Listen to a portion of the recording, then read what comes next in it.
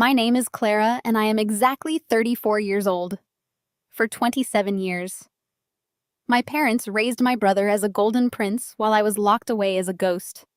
I washed his clothes, scrubbed his floors, and lived entirely in his shadow. They looked me in the eye and told me some children are simply born to serve. But on the day of his lavish Hamptons wedding, my brother's new father-in-law took a close look at my face. He noticed a rare detail hidden in my eyes, prompting one single phone call. The DNA results that followed did not just expose a 30-year-old lie. They completely destroyed a fraudulent empire. Before I share my story, let me know where you are watching from in the comments below. Hit like and subscribe if you have ever had to break free from toxic people. The Hamptons estate was a sprawling monument to extreme wealth. Ocean waves crashed in the distance, providing a rhythmic backdrop to the gentle melodies of a live string quartet playing near the infinity pool. Crystal chandeliers hung from the ceilings of massive white tents, and floral arrangements worth hundreds of thousands of dollars scented the salty sea breeze with the fragrance of jasmine. I was not there to celebrate. I was forced to wear a scratchy, ill-fitting black and white maid uniform, from the cheap synthetic fabric clinging uncomfortably to my skin in the sweltering heat. I navigated the shimmering sea of elite guests with my head bowed desperately, trying to remain as invisible as my family had always demanded I be. My older brother Blake was the groom, and today was his ultimate coronation. He stood near the main mahogany bar, looking every inch the billionaire tech CEO he claimed to be. He wore a custom-tailored tuxedo that cost more than I had been allowed to spend on food in a decade, laughing loudly with venture capitalists and tech industry titans. Beside him stood his bride, Nia. She was a brilliant, independent black woman who looked absolutely stunning in a custom designer gown that swept across the manicured lawn. Nia possessed a strong moral compass, a razor-sharp mind, and an elegance that made her the center of attention. She came from a proud, accomplished family, completely unaware of the dark rot hiding beneath her new husband's charming exterior. I held a heavy silver tray loaded with delicate crystal flutes of vintage champagne. My arms ached from hours of serving my feet blistered inside cheap black shoes. But I knew better than to stop. My mother, Patricia, demanded absolute perfection from her staff, and she considered me the lowest-ranking member of it. Patricia wore an emerald green gown dripping in heavy diamond jewelry, playing the role of the ultimate society matriarch with terrifying precision. She moved through the crowd, collecting compliments and offering fake, tight-lipped smiles to everyone she deemed important. As I walked past the main head table, carefully balancing the teetering tray of champagne, Patricia deliberately stepped directly into my path. I tried to pivot, shifting my weight quickly to avoid a collision, but her eyes locked onto mine with a familiar, malicious gleam. She shifted her designer heel and deliberately hooked it right around my ankle. The world seemed to move in agonizing slow motion. I lost my balance entirely, pitching forward as my arms flailed uselessly. The heavy silver tray slipped from my desperate grasp. Dozens of crystal flutes shattered against the marble dance floor with a deafening, violent crash. A massive wave of sticky, expensive champagne splashed across the polished stone, stopping just inches away from the pristine, delicate hem of Nia's custom wedding dress. The string quartet abruptly halted their playing. The entire reception fell dead silent.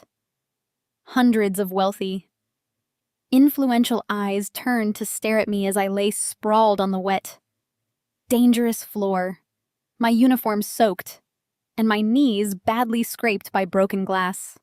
Patricia looked down at me from her towering height, her face contorted with pure, unadulterated disgust. She did not offer a helping hand. She did not even ask if I was hurt.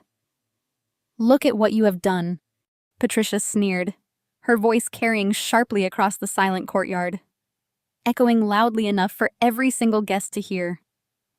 "Some children are just born to serve, and clearly you cannot even manage that correctly.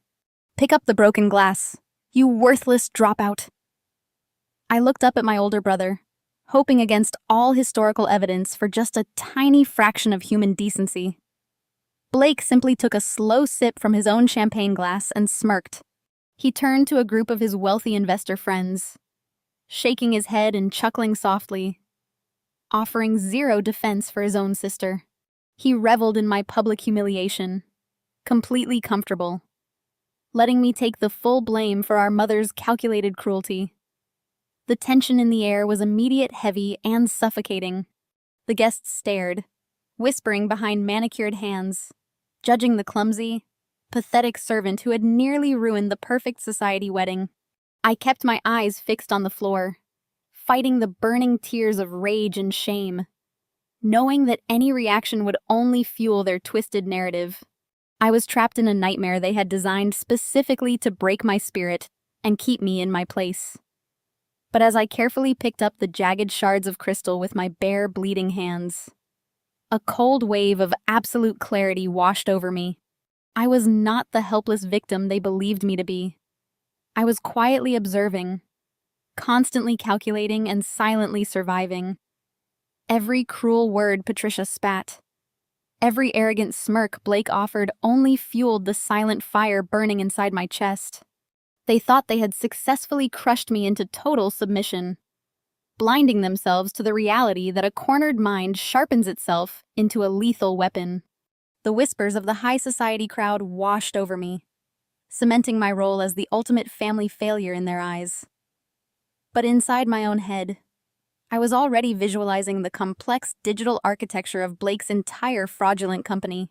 I already knew every password, every hidden backdoor, every dirty financial secret they desperately tried to bury. They demanded I serve them completely unaware that I was just biding my time until I could dismantle their entire world.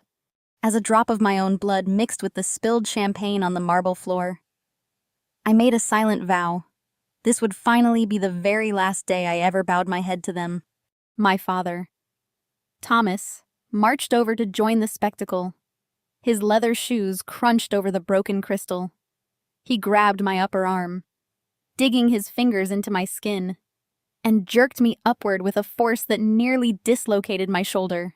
"Do not mind her, everyone," Thomas announced to the silent crowd, forcing an apologetic smile toward his friends and the board members of Blake's company.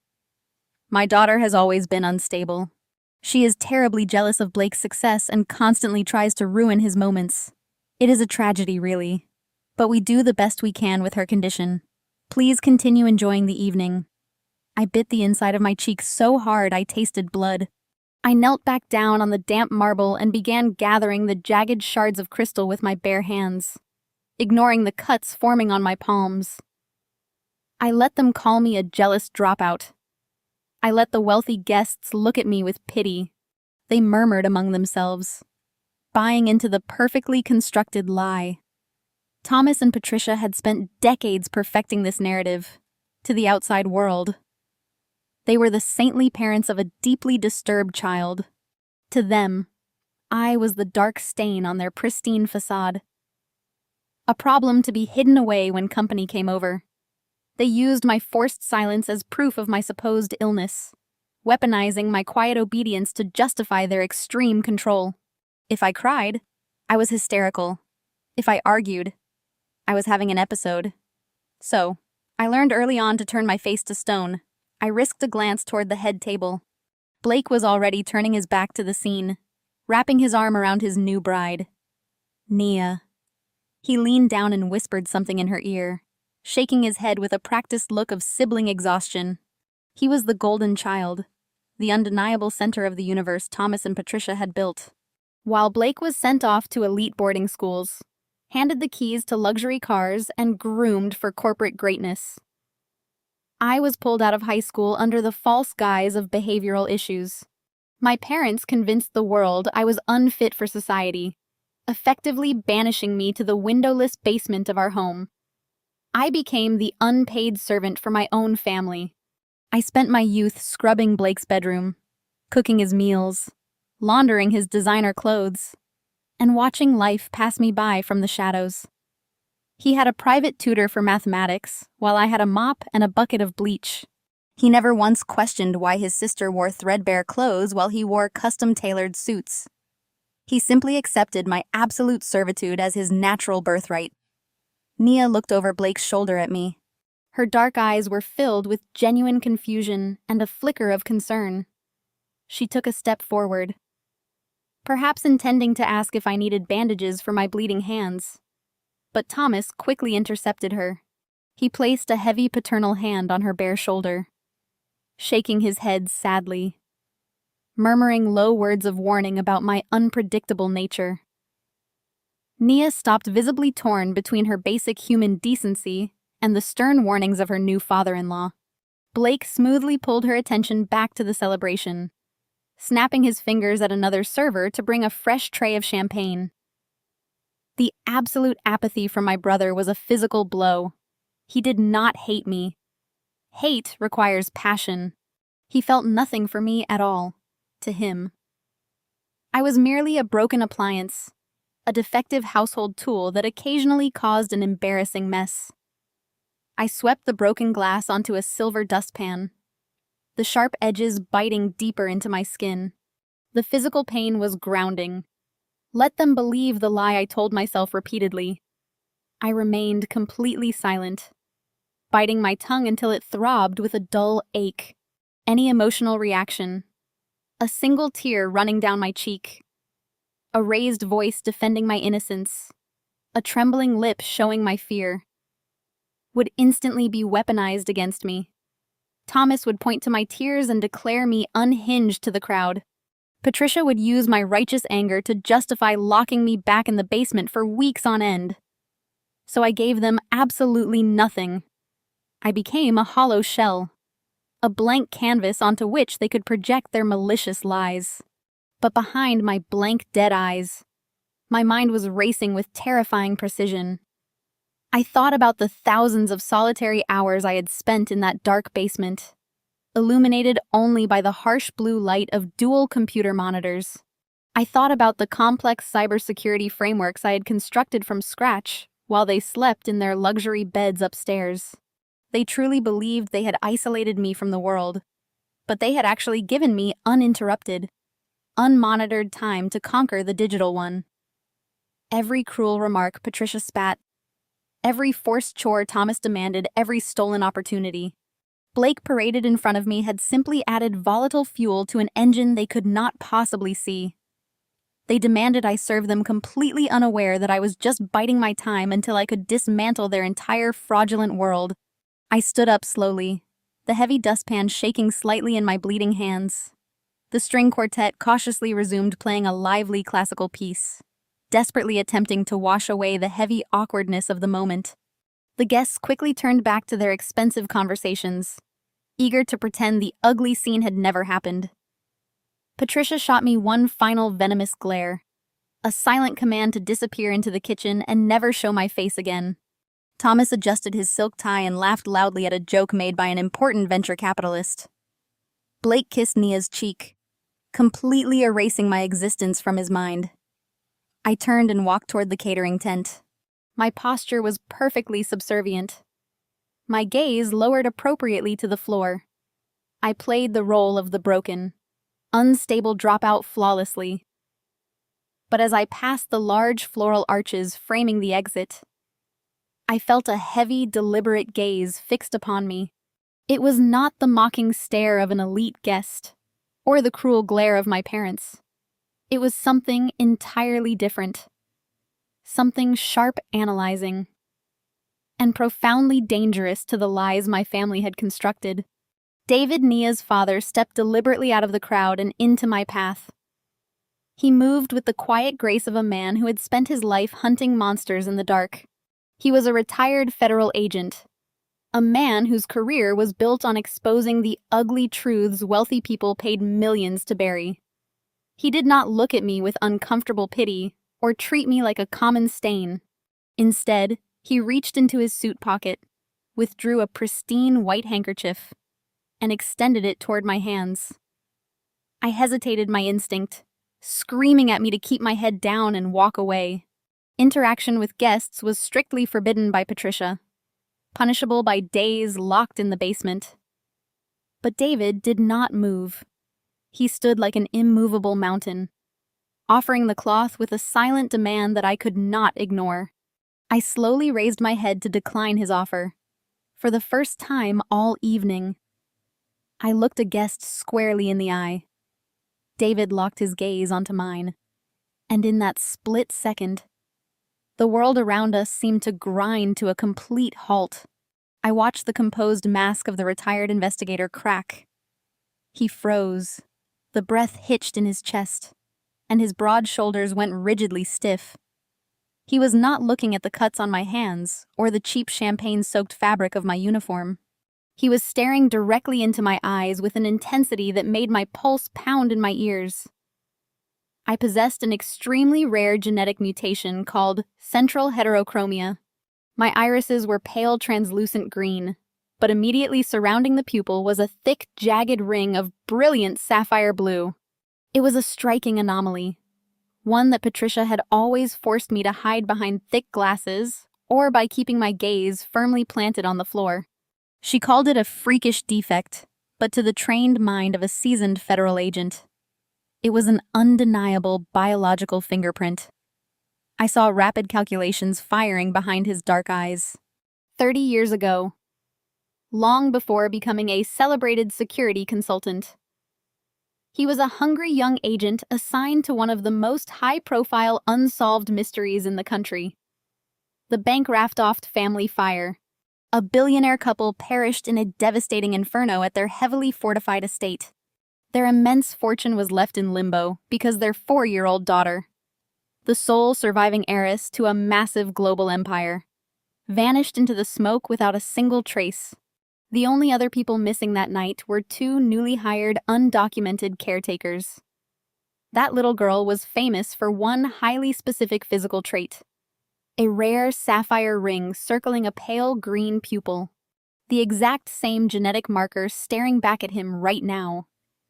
David stared at me, and I stared back. The silence between us heavy with unspoken questions. He was not looking at a broken, unstable maid. He was looking at a ghost who had just walked out of a cold case file.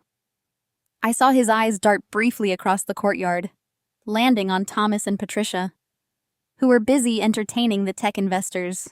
He analyzed their faces, comparing them to 30-year-old suspect sketches locked deep in his memory.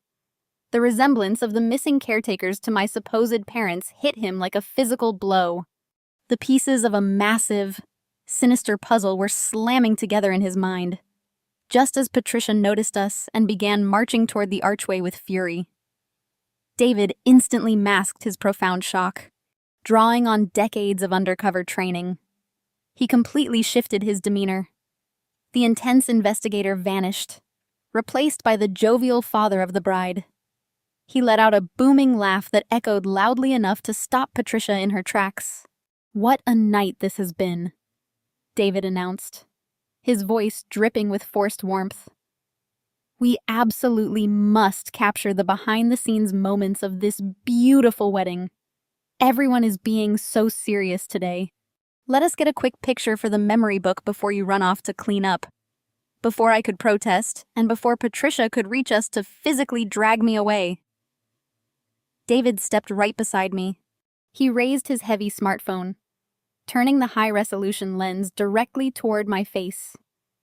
He did not bother framing the beautiful floral arches or the sunset. He angled the camera and zoomed in precisely on my face, specifically targeting the unique pigmentation of my eyes. The harsh white flash went off, blinding me momentarily and capturing the irrefutable evidence he needed. "Thank you so much, my dear David," said smoothly. He lowered the phone, his jovial smile never wavering, though his eyes remained dangerously sharp. Patricia finally reached us, her chest heaving with barely contained rage. She grabbed my arm violently, her fingernails biting into my bruised skin. I apologize for her intrusion. "David," Patricia said, her voice dripping with venom, masked as politeness. "She is supposed to be in the kitchen.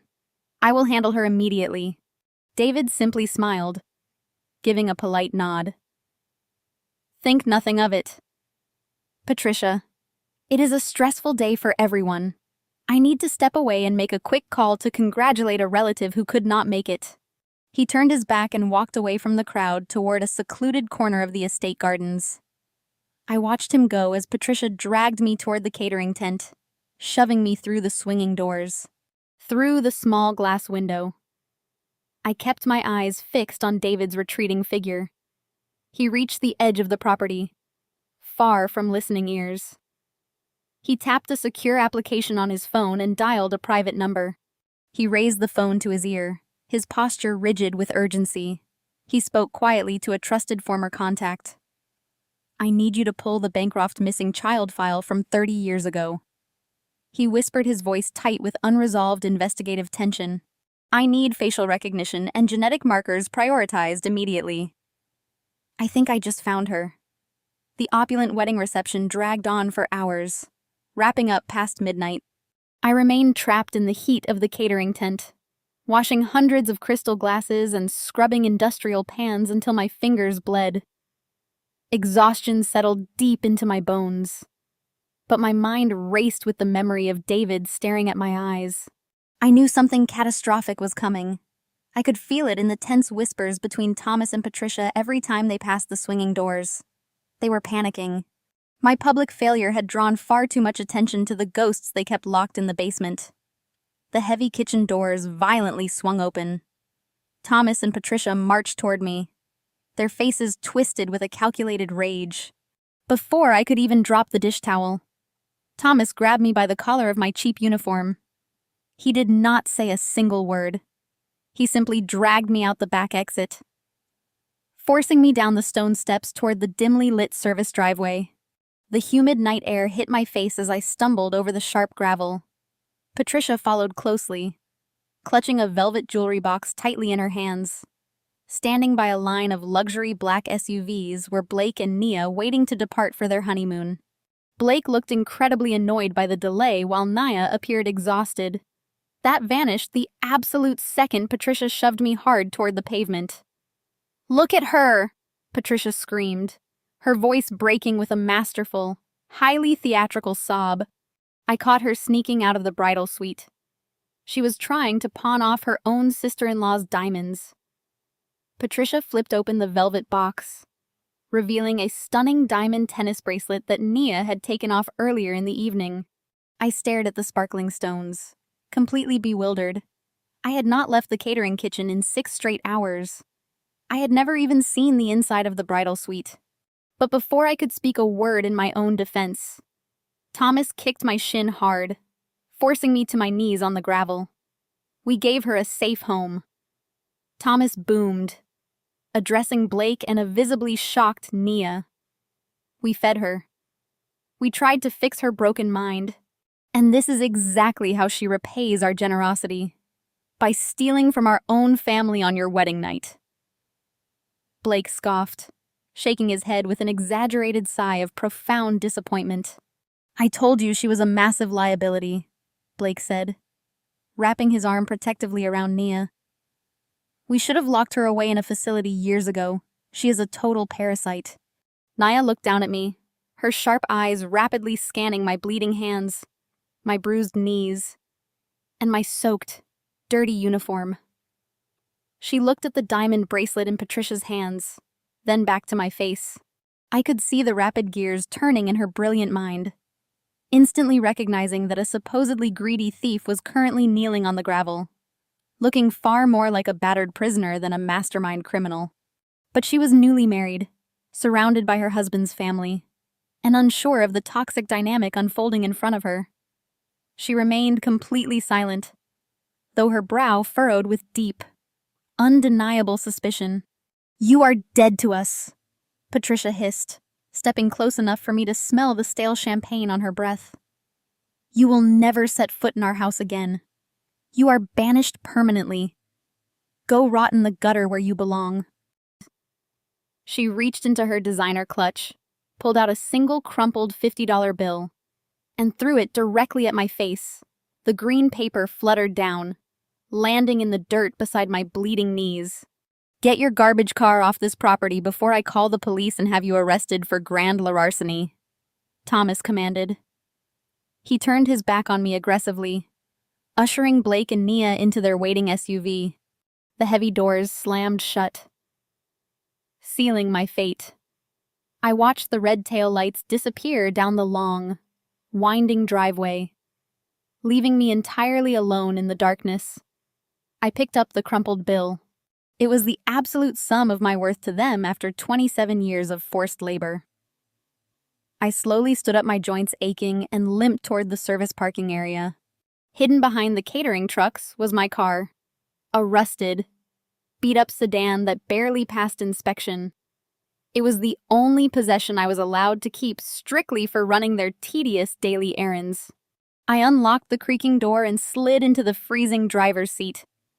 My hands shook violently as I gripped the steering wheel, but I turned the key and drove out the massive iron gates of the estate, leaving my prison behind forever.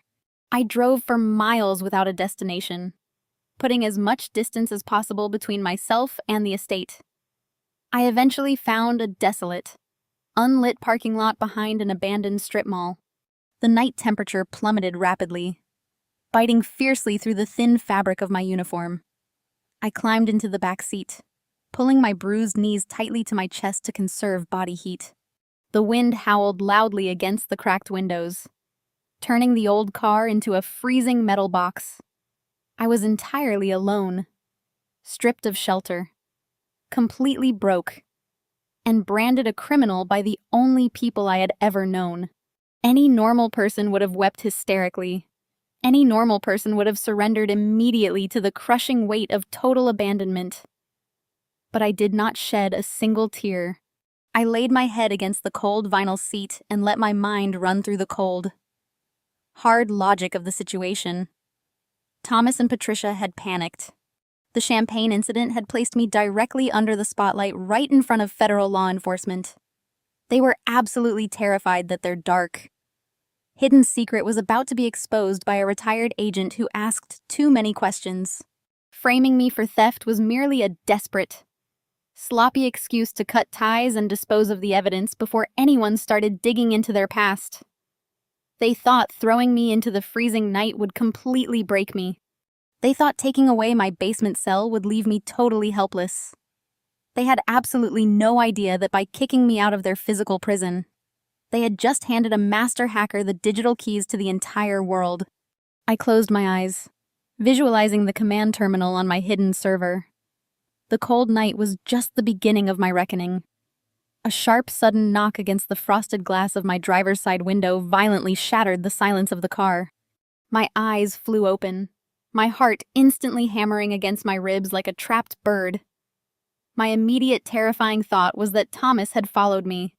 I fully expected to look up and see my father flanked by bribed local police officers, ready to drag me away on fabricated theft charges. My hands instinctively curled into tight fists, bracing for a physical confrontation. But as my eyes adjusted to the gloomy darkness of the parking lot, I realized the towering, imposing silhouette standing in the freezing wind did not belong to Thomas. It was David. He wore a heavy wool overcoat tailored perfectly to his broad frame, his posture completely unaffected by the biting cold. He did not look angry, nor did he offer a warm, comforting smile. His face was an absolute mask of professional stoicism carved from years of handling worst-case scenarios. He raised one large gloved hand and tapped the glass a second time, gesturing firmly for me to lower the window. My fingers trembled as I turned the ignition halfway, supplying just enough power to lower the window an inch. A blast of freezing air rushed into the cabin, but David did not flinch. He did not offer empty platitudes or ask how I was holding up after being brutally cast out by my family. He treated me with the serious, unsentimental respect of an equal stepping into a war zone. "Take this," David commanded, his deep voice slicing cleanly through the howling wind. He slid a thick, heavy manila folder through the narrow crack in the window. The file landed heavily on my lap. The edges of the folder were worn, and a stark red diagonal stamp across the front read, heavily redacted in bold block letters. Before I could ask a single question, David leaned down, placing his face mere inches from the glass. His dark eyes locked onto mine with that same intense, calculating scrutiny he had displayed at the wedding reception. "Read it carefully, Clara," he instructed, his tone, leaving absolutely no room for argument. "Do not look for the family you thought you knew. Look at the facts right in front of you. I am parked 3 spaces behind you. Turn your dome light on and read the file. We do not have much time." He stepped back and disappeared into the shadows, leaving me alone with the thick envelope. I reached up and clicked on the dim yellow dome light of my rusted car. My hands were still bleeding sluggishly from the shattered champagne flutes, leaving small red smudges on the heavy cardstock. As I flipped the folder open, the sharp, distinctive smell of old paper and stale ink filled the small cabin. The top document was a digitized scan of a federal incident report dated nearly 30 years ago. The bold, stark header read, "Bancroft Family Estate. Fire and Missing Persons Investigation." I forced my analytical mind to take over reading the document with the same cold, detached precision I used to hunt for vulnerabilities in corporate firewalls. The report detailed a catastrophic, highly suspicious blaze that completely leveled a legendary coastal estate. The primary victims were Richard and Eleanor Braftoft, a young billionaire couple whose massive fortunes spanned international real estate and emerging technology sectors. According to the federal arson investigators, the fire was absolute sabotage. Accelerants had been poured strategically at all exits, intentionally trapping the couple inside the master wing. Their bodies were recovered from the ashes, and their multi-million-dollar global empire was plunged into total legal chaos. But the tragedy did not end with the arson. I turned the page, and the air completely vanished from my lungs. The next document was a missing child alert issued by the Federal Bureau. The text detailed the absolute disappearance of the couple's sole surviving heir, a 4-year-old girl. She had vanished from the estate on the exact night of the fire, entirely unaccounted for in the debris. Beneath the bold, desperate text was a digitized photograph of the missing child. I stared at the grainy image, feeling a wave of severe vertigo crash over me. The little girl had dark hair and a serious, quiet expression, but it was the detailed medical description printed directly beneath the photograph that made my blood turn to ice water in my veins. Subject possesses a highly distinct, extremely rare genetic ocular mutation, the report stated with clinical detachment. Central heterochromia. Irises present as pale green, heavily bordered by a vivid, unmistakable ring of sapphire blue around both pupils. My breathing grew shallow and erratic. I slowly raised my eyes to the rearview mirror, tilting it downward to catch the dim yellow light of the car dome. Staring back at me were the exact same pale green eyes, undeniably encircled by bright, jagged rings of sapphire blue. The realization struck me with the force of a physical blow. The incredibly rare trait Patricia had always called a freakish defect and forced me to hide behind thick glasses was not a defect at all. It was a billion-dollar biological fingerprint. My hands shook violently as I forced myself to turn to the final section of the thick file. The pages were labeled primary suspects. The report detailed that the 4-year-old heiress was not the only person missing from the estate that night. The Bankrofts had recently hired a young couple to act as live and caretakers for the massive property. They too vanished into thin air the very night the arson occurred, leaving behind no forwarding address, no financial footprint, and no logical explanation. Attached to the suspect file were 2 black and white employment photographs. I stared at the grainy, highly contrasted images. The man in the photograph had a sharp, arrogant jawline and cold, calculating eyes. The woman beside him possessed a high patrician forehead and a tight, inherently malicious smile. Even with the terrible image quality, even stripped of the designer clothes, expensive haircuts, and 30 years of aging, the bone structure was absolutely undeniable. It was a young Thomas and a young Patricia. The entire framework of my reality shattered in a single devastating instant. I was not an unwanted, unstable daughter born to be a servant. I was not an ugly dropout who was a burden to a wealthy family. I was a kidnapped child. They had not taken me in out of obligation. They had stolen me, kept me hidden in a windowless basement, and convinced the world I was mentally unfit purely to control my existence. Every cruel punishment, every forced isolation, every terrifying lie they fed me was a calculated strategy to keep a stolen billionaire AA's entirely subdued. I closed the file, my heart hammering a dangerous, steady rhythm against my ribs. I looked at the rear-view mirror one last time. The scared, submissive maid was entirely gone. The heir to the Bancroft empire stared back, her sapphire eyes burning with absolute lethal clarity. I grabbed my battered laptop bag, the only item I salvaged, before Thomas shoved me out.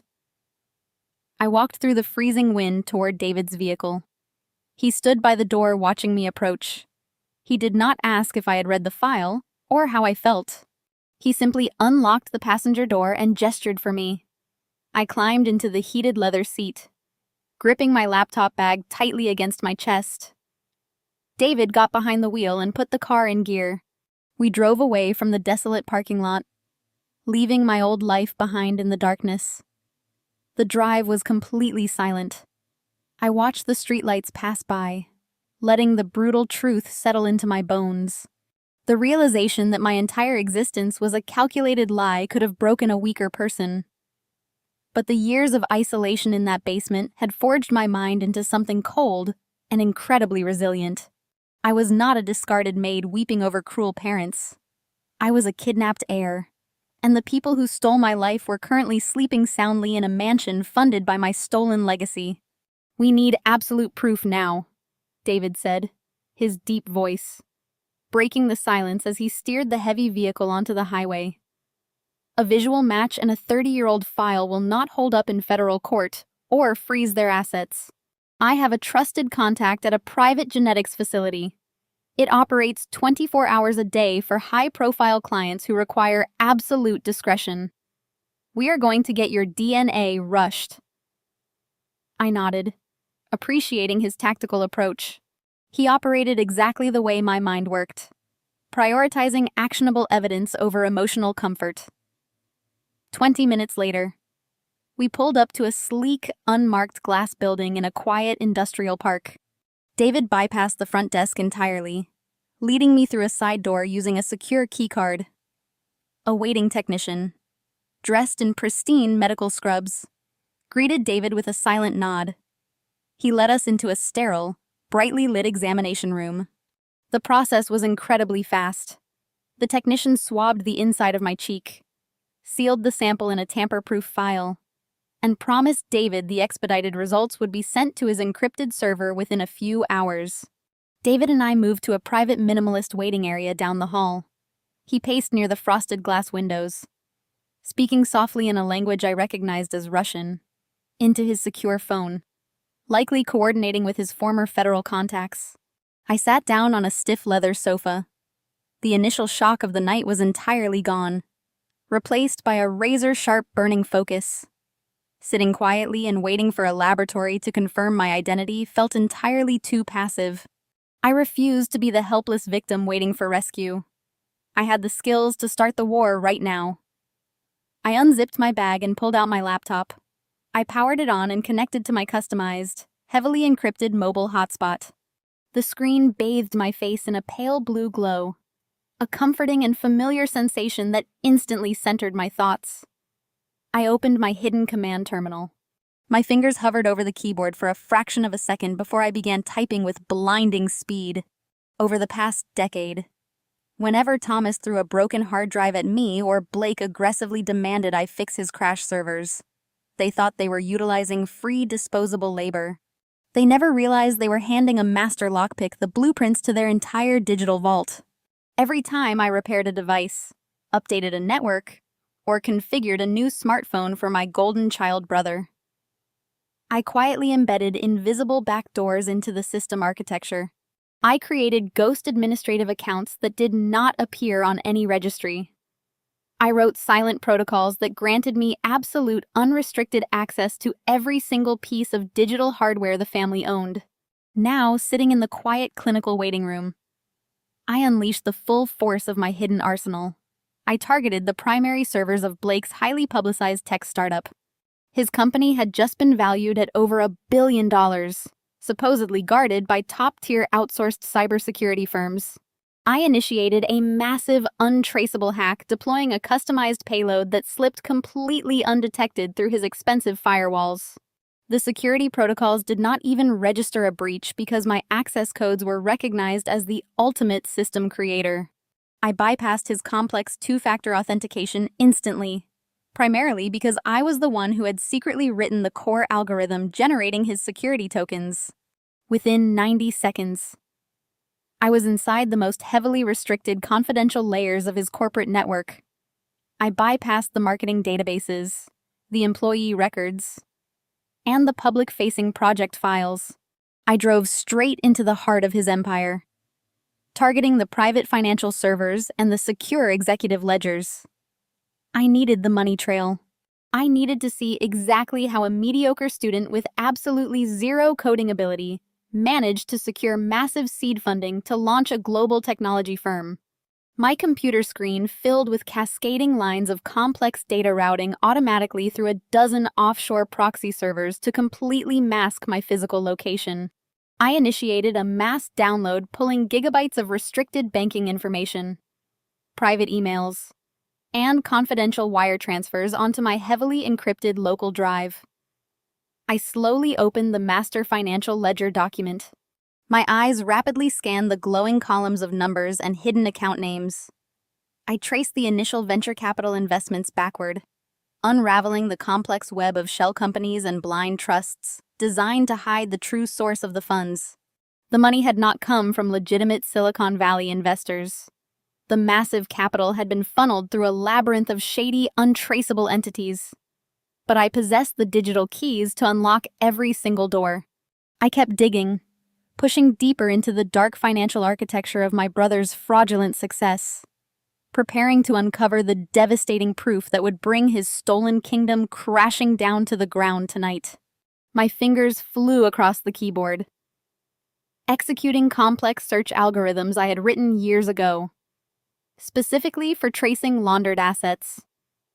I navigated the network architecture like a ghost walking through walls I had constructed myself.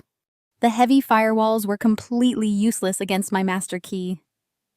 The digital paper trail was heavily obfuscated. Blake publicly claimed his initial seed capital came from a prestigious syndicate of private equity firms based in London and Dubai. I pulled up the glossy investor deck from the company website and cross-referenced it directly with the hidden internal ledgers. It was an absolute, undeniable fabrication. The venture capital firms listed on his corporate roster did not even exist. They were phantom entities, dummy corporations registered to empty postal boxes in international tax havens. I bypassed a secondary encryption wall, forcing the system to reveal the actual routing numbers attached to the incoming wire transfers. The money had traveled through a convoluted maze of offshore accounts, bouncing rapidly between dummy corporations to wash the digital fingerprints clean before finally landing in Blake's corporate treasury. It was a classic, highly sophisticated money laundering operation. But the perpetrators had severely underestimated the architect actively monitoring their network. I ran a reverse trace on the most prominent offshore account, meticulously stripping away the layers of fake corporate ownership. I peeled back the registrations, bypassing dummy names in Cyprus and holding companies in the British Virgin Islands. My screen flashed rapidly as the final firewall collapsed, revealing the primary account holder. The name staring back at me was not a mysterious foreign investor or a wealthy tech mogul. It was Thomas. My pulse pounded in my ears as I expanded the search parameters, linking Thomas to dozens of other offshore holding companies. I pulled up the transaction history for the master account. The dates aligned perfectly with every major milestone in Blake's entirely fabricated career, when Blake needed $1 million to secure his luxury office space. A wire transfer from Thomas cleared exactly 12 hours earlier, when Blake needed capital to fake his initial user metrics and impress the media. Another massive deposit arrived from the exact same offshore entity. My supposed father was bankrolling the entire operation, but Thomas was merely a mid-level manager who constantly complained about household expenses and clipping coupons. He did not possess the kind of personal wealth required to launch a billion-dollar tech startup. I cross-referenced the origin of the funds flowing into Thomas's hidden accounts, aggressively searching for the ultimate source. The system decrypted the final layer of financial rowing, exposing the original financial institution. It was a highly secure elite wealth management bank based in Geneva. I accessed the account details and my breath caught sharply in my throat. The funds were not generated by brilliant business deals or lucky stock market investments. They were systematic scheduled disbursements drawn directly from a massive, highly restricted financial instrument. It was an irrevocable generational trust. I highlighted the name of the trust, reading the words twice to ensure my tired eyes were not deceiving me. The Bankraftoft Family Primary Beneficiary Trust. The realization hit me with the devastating force of a freight train. Thomas and Patricia had not just stolen me from a burning estate 30 years ago. They had stolen my identity, my future, and my absolute birthright. The massive fortune currently funding my brother's luxurious lifestyle, his custom tuxedos, his society wedding, and his fraudulent company was actually my money. They had kept me locked in a damp basement, treating me like a worthless, unstable servant, while secretly siphoning millions upon millions of dollars from my murdered parents' estate to build an empire for their golden child. The sheer magnitude of the betrayal was staggering. Every cruel word Patricia had ever spoken. Every time Thomas had forced me to scrub their floors. They were fully aware that I legally owned the ground they walked on. I sat back on the stiff leather sofa, the pale glow of the laptop screen reflecting the cold, hard truth of my existence. I had the digital proof. I had the bank routing numbers, the forged investor lists, and the undeniable evidence of massive financial fraud. I saved the entire data dump to my encrypted offline drive, securing the lethal weapon that would completely destroy them. Just as the secure transfer completed, the heavy silence of the private waiting room was broken by a sharp, sudden chime. I looked up. David was standing by the frosted glass window, holding his secure federal smartphone. The screen illuminated his focused, serious expression. He looked at the device, his eyes scanning the incoming message, then slowly raised his head to meet my gaze. The air in the small room felt incredibly thick, highly charged, with the weight of a 30-year-old mystery reaching its absolute conclusion. David walked toward me, his heavy footsteps echoing loudly on the pristine tile floor. He did not speak immediately. He looked down at the encrypted email that had just arrived directly from the laboratory holding my biological sample. He took a deep breath, the chest of his tailored overcoat rising and falling with deliberate control.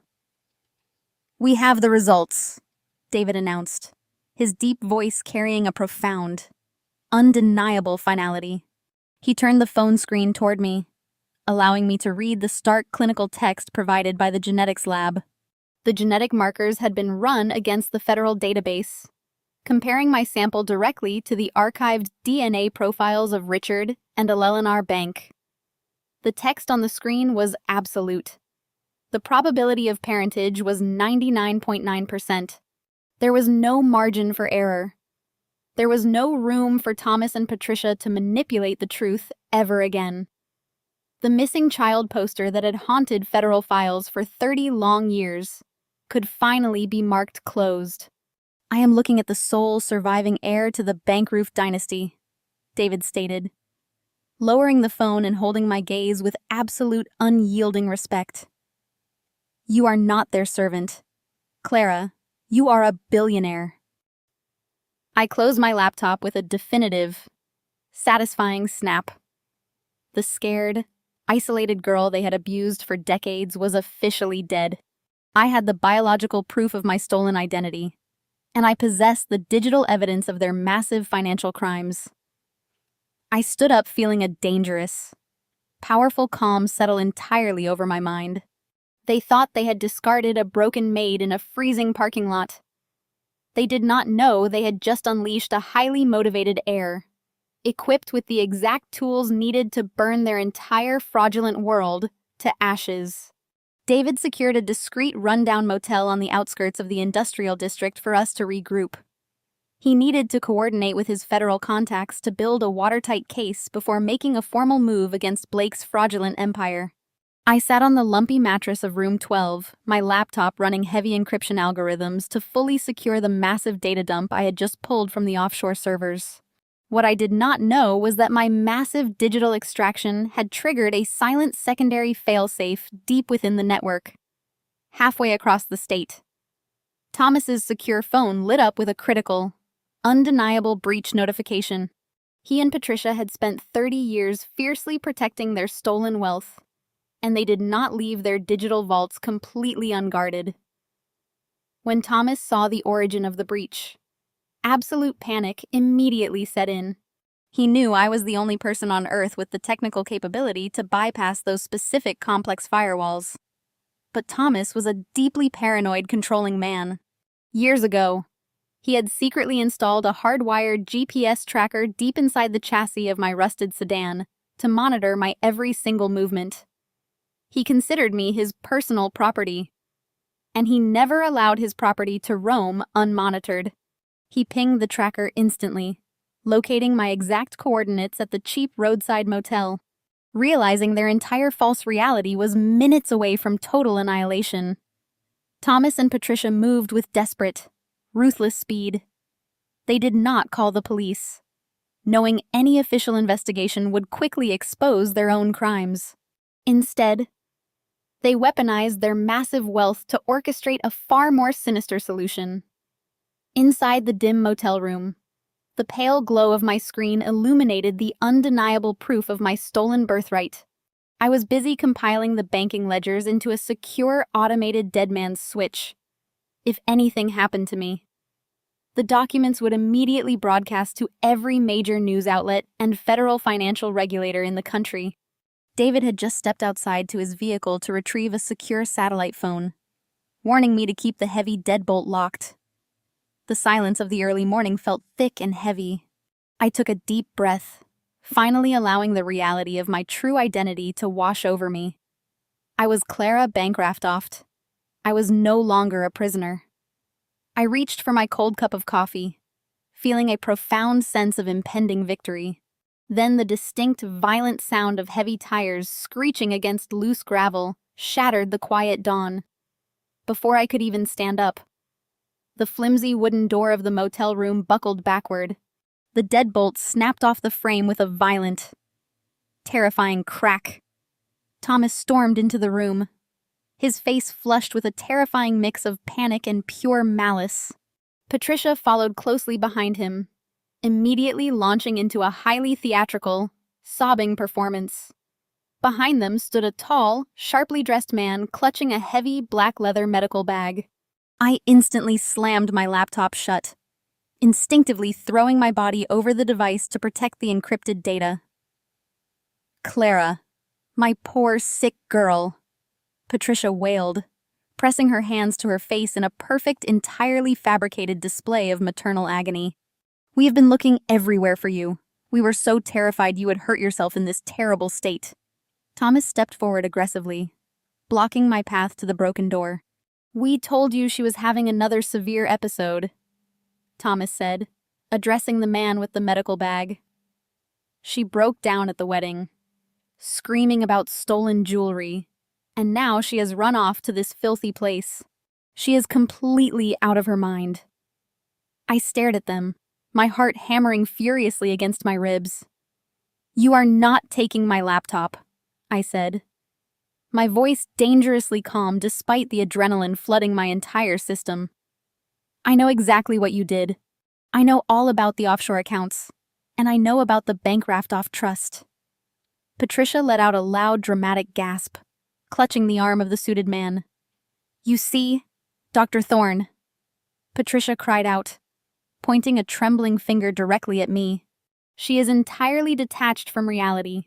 She has been having these extreme schizophrenic delusions for months. She truly believes she is some kidnapped billionaire, a severe psychotic break.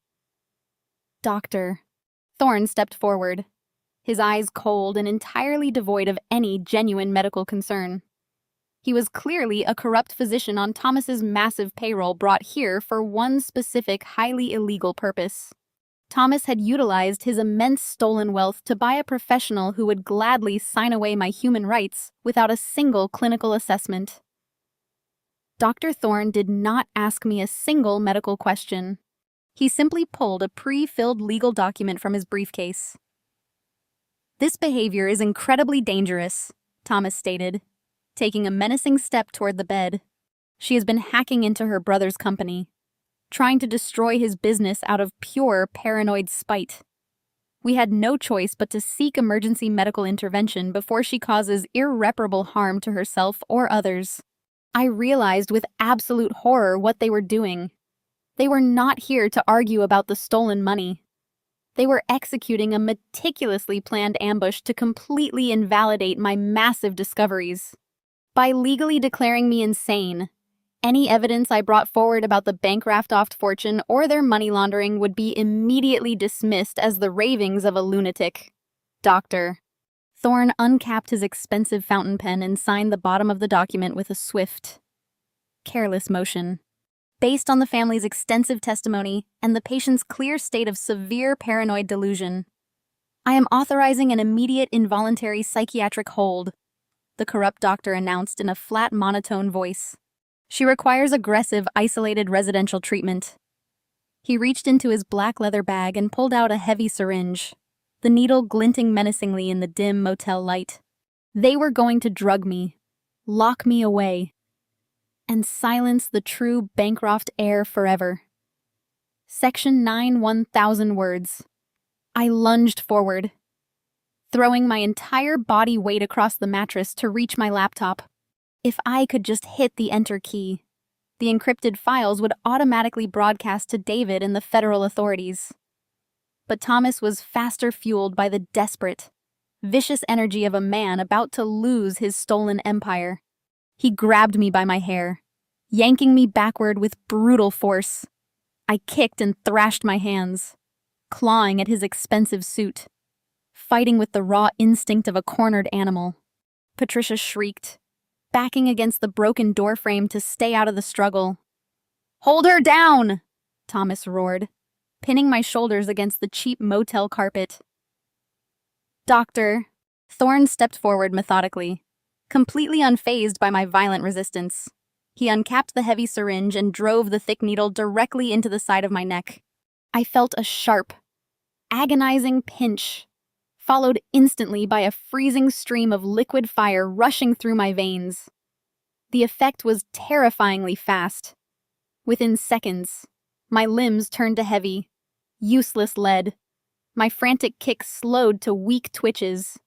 The edges of my vision blurred, collapsing into a dark, narrowing tunnel. I tried to scream for David to call out for the man parked just outside, but my jaw went completely slack. Only a quiet, pathetic gasp escaped my lips. Thomas reached over my paralyzing body and snatched my laptop from the bed, violently slamming the screen shut. The pale blue light vanished, plunging the room into absolute darkness. My heavy eyelids fluttered shut, and the last sensation I felt was Thomas grabbing my ankles, dragging my helpless, sedated body across the rough carpet and out into the freezing dawn. I floated in a dense chemical fog for what felt like an eternity.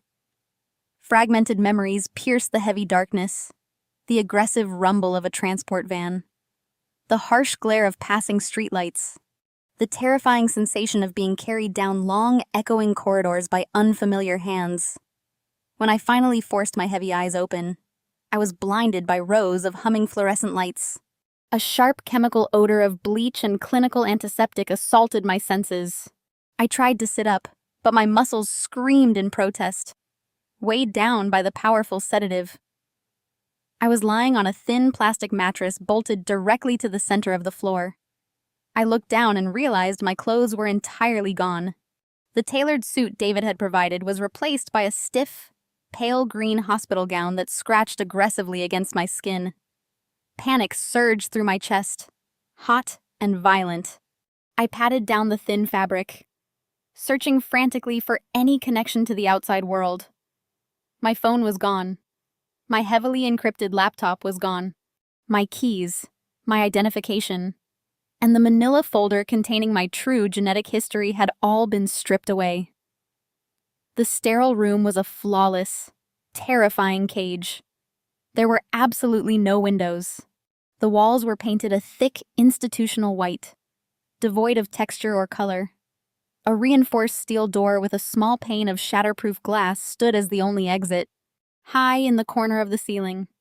A black security camera hummed quietly, its red light blinking like a malicious eye tracking my every movement. They had stripped me of my digital weapons, cutting me off entirely from the power I wielded behind a keyboard. I was disconnected from David, isolated from federal authorities, and trapped in a fortified nightmare. I stumbled off the plastic mattress, my bare feet slapping against the freezing linoleum floor. I marched toward the heavy steel door and slammed my fists against the reinforced window. I pounded on the metal frame, putting my entire body weight into every strike. "Let me out!" I shouted, my voice cracking from the lingering effects of the drugs. "I am being held against my will. Call the police. I need to make a federal phone call." The heavy locks on the outside of the door clicked loudly. A burly male orderly stepped into the room, followed closely by a nurse holding a digital tablet. She did not look alarmed by my screaming. She looked profoundly bored. "Clara, you need to lower your voice and return to your bed." The nurse commanded, her tone dripping with patronizing authority. "You are experiencing a severe manic episode, and aggressive behavior will only result in further sedation." I stepped back, forcing myself to take a slow breath. "I am not Clara," I stated, gripping the edge of the mattress to steady my trembling hands. "My name is Braftoft. I was kidnapped 30 years ago. My adoptive parents are running a money laundering operation using my stolen trust fund. You need to contact a retired FBI agent named David immediately." The nurse offered a condescending, tight-lipped smile and tapped her tablet. "Your parents warned us about this specific delusion," she said smoothly. "They explained that your condition makes you believe you are a missing billionaire AAIS. It is a classic grandiose manifestation of your schizophrenia. They love you very much, Clara. They are paying a fortune to ensure you receive the absolute best psychiatric care available. We are here to keep you safe from your dangerous hallucinations." She turned and exited the room, the orderly, stepping out backward before pulling the heavy steel door shut.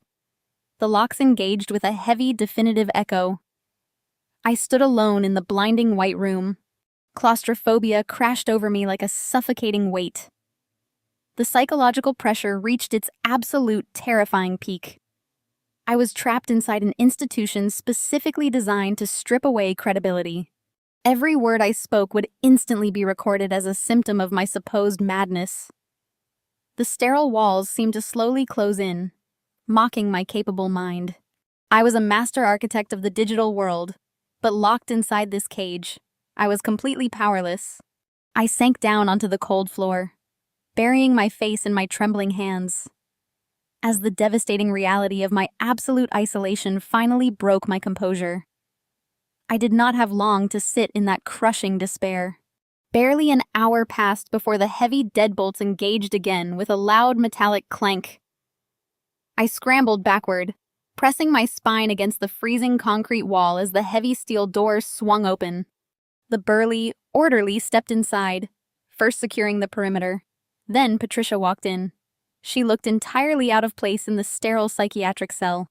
She wore a tailored crimson dress, her hair blown out to absolute perfection, a heavy diamond tennis bracelet glittering brightly on her wrist. It was the very same bracelet she had falsely accused me of stealing just 24 hours ago. She stopped in the center of the small room, looking down at my bare feet and the scratchy green hospital gown with a look of supreme satisfaction. She waved her manicured hand dismissively at the orderly. "Leave us," she commanded. He nodded and stepped out immediately, pulling the heavy door shut until the automated locks clicked securely into place. We were entirely alone. Patricia did not bother maintaining the fake maternal agony she had performed so flawlessly at the motel. The weeping mother routine vanished instantly, replaced by the cold, calculating monster I had always known. She crossed her arms, her lips curving into a sharp, predatory smile. "You always were a remarkably resilient little roach," Patricia stated, her voice echoing coldly against the bare walls. "I will give you that much credit. You survived the damp basement. You survived our strict discipline. And apparently you survived long enough to snoop into financial matters that do not concern you." I glared up at her, refusing to let her see my mounting fear. "It concerns me because it is my life," I spat back. "I know exactly who you are." "Patricia, I read the federal file. I know you and Thomas were the newly hired caretakers. I know you set the fire that killed my parents." Patricia let out a harsh, barking laugh. "Do not give Thomas too much credit for that night. He was far too cowardly to strike the actual match. I handled the accelerant myself. I poured it along the baseboards and watched the flames crawl up the master staircase of the Bank-Raftoft estate. It was a beautiful, necessary purge." She paced slowly across the linoleum, her designer heels clicking. "We did not want to take you. You were a whiny, demanding 4-year-old who cried incessantly. But you were the sole key to a massive financial empire. We needed you alive, at least until you served your ultimate purpose. So, we dragged you out the service entrance, changed your name, and shoved you into the dark. We fed you scraps and forced you to fix Blake's computers because it kept you quiet and useful. You were never a beloved daughter. You were a long-term investment. A livestock asset we kept penned up until the market finally matured." Her words were meticulously designed to break my spirit, to reduce my entire human existence to a cruel financial transaction. But my analytical mind seized on the tactical information she was freely giving away.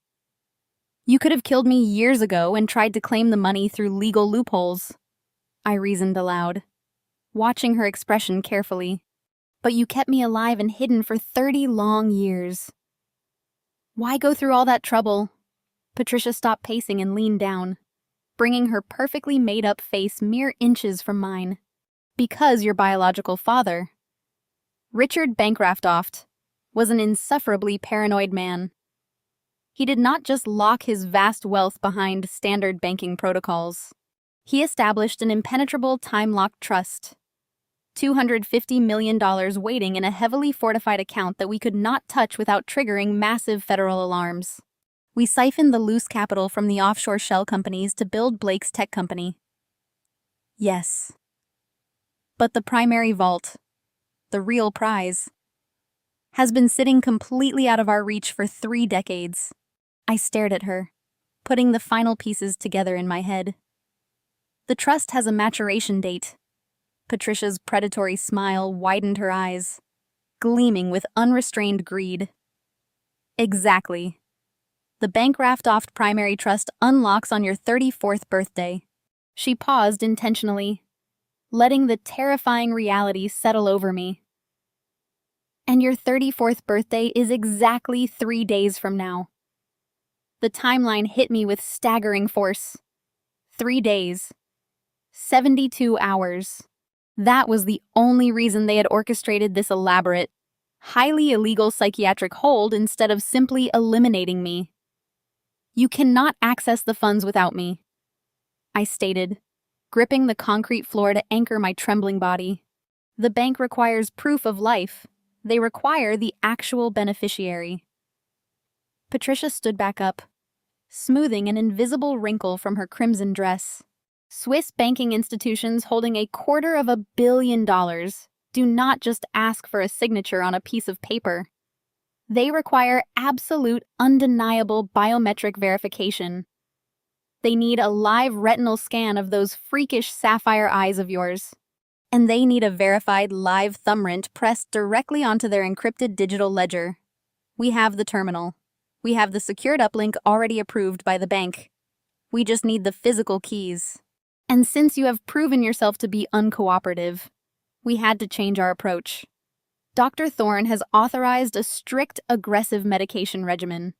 For the next 3 days, you will be heavily sedated, floating in a deep chemical coma that renders you entirely compliant. On the morning of your birthday, Thomas will walk into this room with the biometric terminal. You will be too drugged to fight, too weak to close your eyes, and too paralyzed to pull your hand away. We will press your thumb to the glass.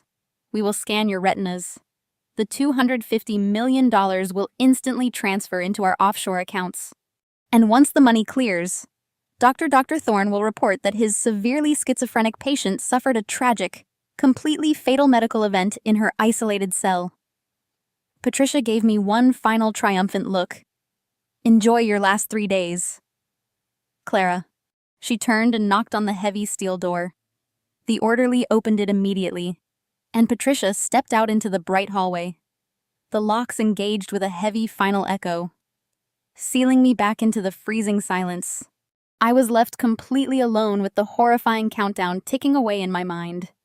3 days until they robbed my legacy. 3 days until they murdered me. I looked at the security camera blinking in the corner of the room, my panic rapidly morphing into cold, calculated rage. I had 72 hours to break out of an impenetrable fortress, and I was going to need a weapon. I was going to need a weapon. But I knew physical force was entirely useless against a heavily guarded psychiatric facility. My weapon had always been my mind, and to use it, I needed to play a highly calculated game. When the heavy steel door opened an hour later, Dr. Thorne and the burly orderly entered with the first dose of their aggressive chemical cocktail. Instead of fighting, I immediately went limp. I let my shoulders sag and my eyes lose their focus. When Dr. Thorne approached with a small paper cup holding 2 thick pills, I did not thrash or scream. I obediently opened my mouth. I placed the pills far back under my tongue, a trick I had learned years ago to survive Patricia's forced sleep aids when she needed me quiet in the basement. I swallowed hard, gulping down the small cup of water and opened my mouth to show the nurse it was empty. The moment they turned their backs to log the dosage on their tablets, I coughed the dissolving pills into the sleeve of my scratchy hospital gown. For the next 48 hours, I perfected the art of the chemically lobotomized patient. I dragged my feet when the orderlies moved me. I drooled slightly onto my collar. I stared blankly at the sterile white walls, completely unresponsive to verbal commands. The staff quickly grew bored with me. I was no longer a high-risk flight hazard. I was just another heavily medicated body taking up space. Because I appeared so completely subdued, they relaxed their protocols. On the morning of my 3rd day, the day before my 34th birthday, they decided I was docile enough to join the general population in the communal recreation room for supervised yard time. The recreation room was a depressing linoleum-tiled cavern filled with bolted-down plastic chairs and tables. The air smelled of stale coffee and heavy institutional cleaners. Several other patients shuffled aimlessly or sat staring at a muted television screen bolted behind reinforced glass. I shuffled slowly toward a cluster of chairs near the back corner, my head hanging low, but my eyes were darting rapidly across the ceiling. I was mapping the surveillance grid. There were 4 rotating security cameras mounted in the corners of the room. I tracked their mechanical sweeping patterns, calculating the exact timing of their intersections. I noticed a structural flaw in the room's layout. A large load-bearing concrete pillar near the rear emergency exit created a narrow triangular blind spot. If I sat perfectly still with my back pressed against the intersection of the pillar and the wall, the cameras would completely miss my hands. I needed hardware. I shuffled mindlessly toward a battered metal shelving unit filled with outdated magazines and broken board games. Tucked behind a stack of torn puzzles was exactly what I was searching for. A bulky, discarded AM/FM battery-operated radio. It looked receiver was not enough to broadcast a digital signal. I needed a frequency modulator. I needed a quartz crystal. I turned my hollow, vacant gaze toward the nurse's station, positioned just outside the recreation room doors. A young nurse had left her rolling medical cart unattended for a fraction of a second, while she turned to unlock a medication cabinet. Resting on the top tray was a basic digital thermometer. I dragged my bare feet across the linoleum, timing my approach perfectly with the rotation of the nearest camera. As the lens swept away, I bumped clumsily against the metal cart. In one fluid, practiced motion, I slipped the digital thermometer down the loose neckline of my gown. I mumbled a slurred, incoherent apology to the nurse as she turned around. She simply rolled her eyes in disgust and shooed me away. I retreated immediately to the narrow blind spot behind the concrete pillar. I sat cross-legged on the cold floor, pulling my knees up high to shield my workspace. I took a deep, steadying breath. My hands, which had been shaking with suppressed adrenaline for 2 days, became completely still. I was back in my element. I pried the plastic casing off the digital thermometer using my fingernails. Inside, I carefully extracted the tiny cylindrical quartz crystal oscillator. This tiny component regulated the timing of the thermometer's digital display, but in my hands, it was about to become the heartbeat of a clandestine transmission. Next, I cracked open the broken radio. The internal circuit board was dusty, but structurally intact, relying entirely on muscle memory and my deep understanding of hardware engineering. I began altering the current. A standard radio is designed exclusively to receive electromagnetic waves. I needed it to do the exact opposite. I carefully detached the copper speaker wire, stripping the insulation with my teeth to expose the raw metal. I rerouted the copper wiring directly from the battery pack to the tuning capacitor. I was effectively reversing the polarity of the entire circuit board by soldering the tiny quartz crystal from the thermometer directly into the radio's primary oscillation circuit. I created a hardwired frequency multiplier. I used a paperclip I found wedged in the floorboards to bridge the final electrical connection. The modified circuit board hummed faintly. I had successfully transformed a piece of discarded junk into a rudimentary, highly focused shortwave transmitter. It was completely unstable and would likely fry its own circuits within seconds of activation. But I did not need a prolonged broadcast. I only needed a microscopic window to push a single compressed data packet through the airwaves. The device was ready, but a transmitter was entirely useless without a digital bridge to the outside world. I closed my eyes, visualizing the administrative network of the psychiatric facility. I knew these institutions relied on standard, often poorly secured local area networks to manage patient files and communicate with external healthcare providers. If I could boost my homemade transmitter signal just enough to intercept their Wi-Fi frequency, I could piggyback on their outbound data stream. I clutched the exposed circuit board tightly against my chest, waiting for the precise moment the guard shift changed. The countdown to my birthday was rapidly ticking away, and I was about to fire a digital flare directly into the federal database. The digital wall clock above the recreation room doors flashed 3:15 in bright red numerals. The afternoon shift change was the single point of vulnerability in the facility's strict security protocol. I watched through the narrow gap between the concrete pillar and the wall. The 2 orderlies assigned to monitor the communal area turned their backs, walking toward the secure vestibule to brief their replacements. The heavy steel doors groaned open, creating a blind spot that would last exactly 45 seconds. I pushed myself off the cold linoleum floor, moving with silent, calculated precision. I slipped out from behind the pillar, keeping my posture low.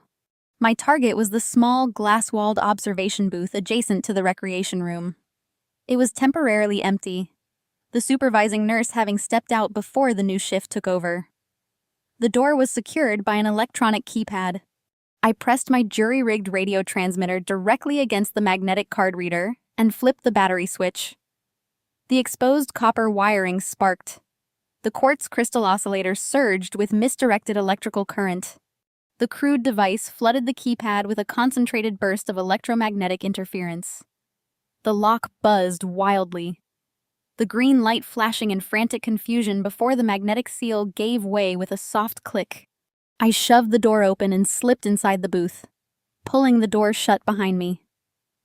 Resting on the center desk was an open administrative laptop. The screen was awake, displaying a basic, terribly outdated patient management portal. I dropped into the rolling chair and placed my hands on the keyboard. The familiar tactile sensation sent a rush of pure adrenaline straight to my brain. I pulled up the network settings and immediately found the facility's administrative Wi-Fi protocol. It was shockingly vulnerable, protected by a rudimentary encryption standard that a novice could bypass in minutes. For someone with my architectural knowledge, it was like walking through an open gate. I bypassed the internal firewall using a rapid sequence of command line prompts, instantly elevating my access privileges from a standard user to a system administrator. The facility network lay completely bare before me. I quickly navigated to the central patient registry and searched for my assigned room number. The system pulled up a massive file. I opened the digital folder and rapidly scanned the contents. Doctor. Thorne had uploaded dozens of completely fabricated medical evaluations. The forged documents detailed severe schizophrenic episodes, violent tendencies, and extreme paranoid delusions regarding a stolen billionaire identity. It was a masterclass in medical gaslighting, meticulously designed to legally strip me of my human rights and grant Thomas absolute conservatorship over my assets. I did not panic. I highlighted the entire directory of forged medical records and prepared them for extraction. During the ambush at the motel before Thomas slammed my laptop shut, I had managed to push the massive cache of offshore banking ledgers to a dormant, heavily encrypted cloud server. I had shared the unique encryption key for that specific server with David. Now, I just needed to link the two data points together. I opened a secure encrypted shell browser on the administrative laptop and tunneled my connection through 3 remote proxy servers to completely mask the facility's IP address. I reached out across the digital void and successfully pinged my hidden cloud server. The connection held steady. I initiated a massive high-speed data dump. I routed the forged psychiatric evaluations directly into the secure Dropbox I shared with David. I simultaneously executed a command script that unlocked the offshore financial ledgers, bundling them together with the facility documents to ensure David knew exactly where Thomas was holding me hostage. I accessed the psychiatric hospital's internal geographic mapping protocol. I stripped the exact GPS coordinates of the building and embedded them directly into the header of the data packet. The progress bar on the screen flashed to life, calculating the volume of data being pushed through the network. Through the glass walls of the observation booth, I saw the new shift of orderlies enter the recreation room. One of them immediately noticed the empty space behind the concrete pillar. He tapped his radio, his head swiving rapidly as he scanned the room. The second orderly pointed directly toward the observation booth. They began sprinting toward the glass door. I looked down at the computer screen. The transfer protocol was moving agonizingly slow. 70%, 80%. The heavy footsteps of the approaching guards echoed loudly.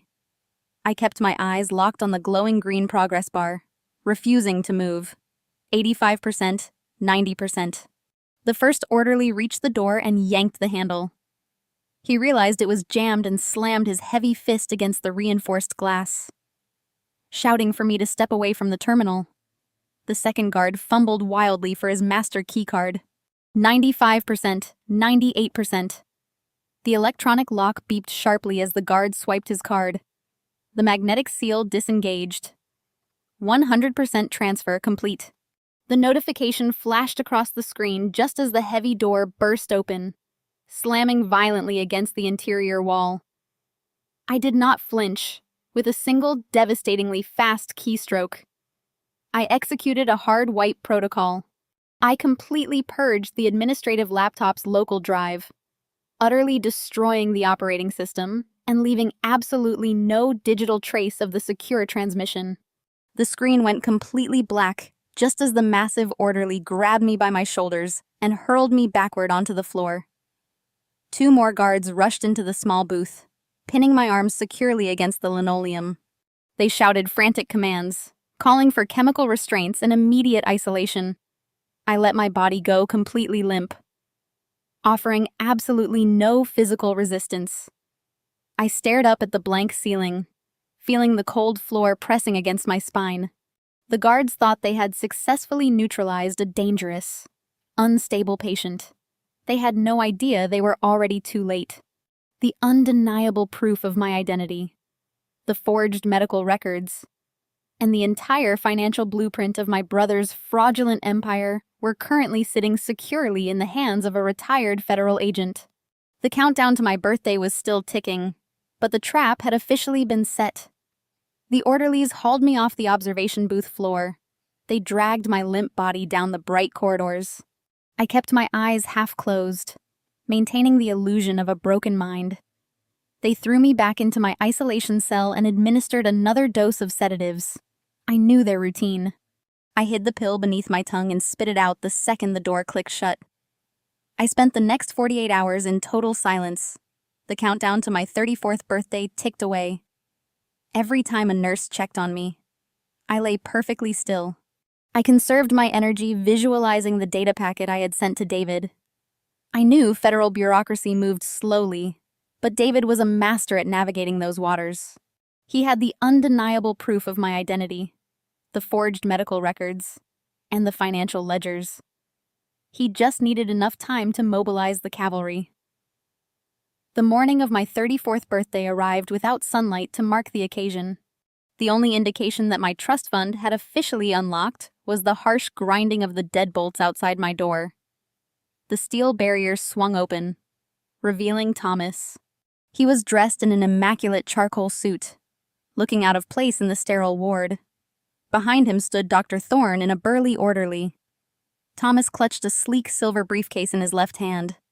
His face was flushed with the thrill of victory. He had spent 30 years orchestrating this moment, and he believed he had finally crossed the finish line. Thomas stepped into the cell, his shoes echoing against the concrete. "Happy birthday, Clara," he said, his voice dripping with venomous sarcasm. "You have been a terribly difficult investment to manage, but today you are finally going to pay out." He set the briefcase down on the table and snapped the locks open. Inside rested a portable retinal scanner and a digital fingerprint reader.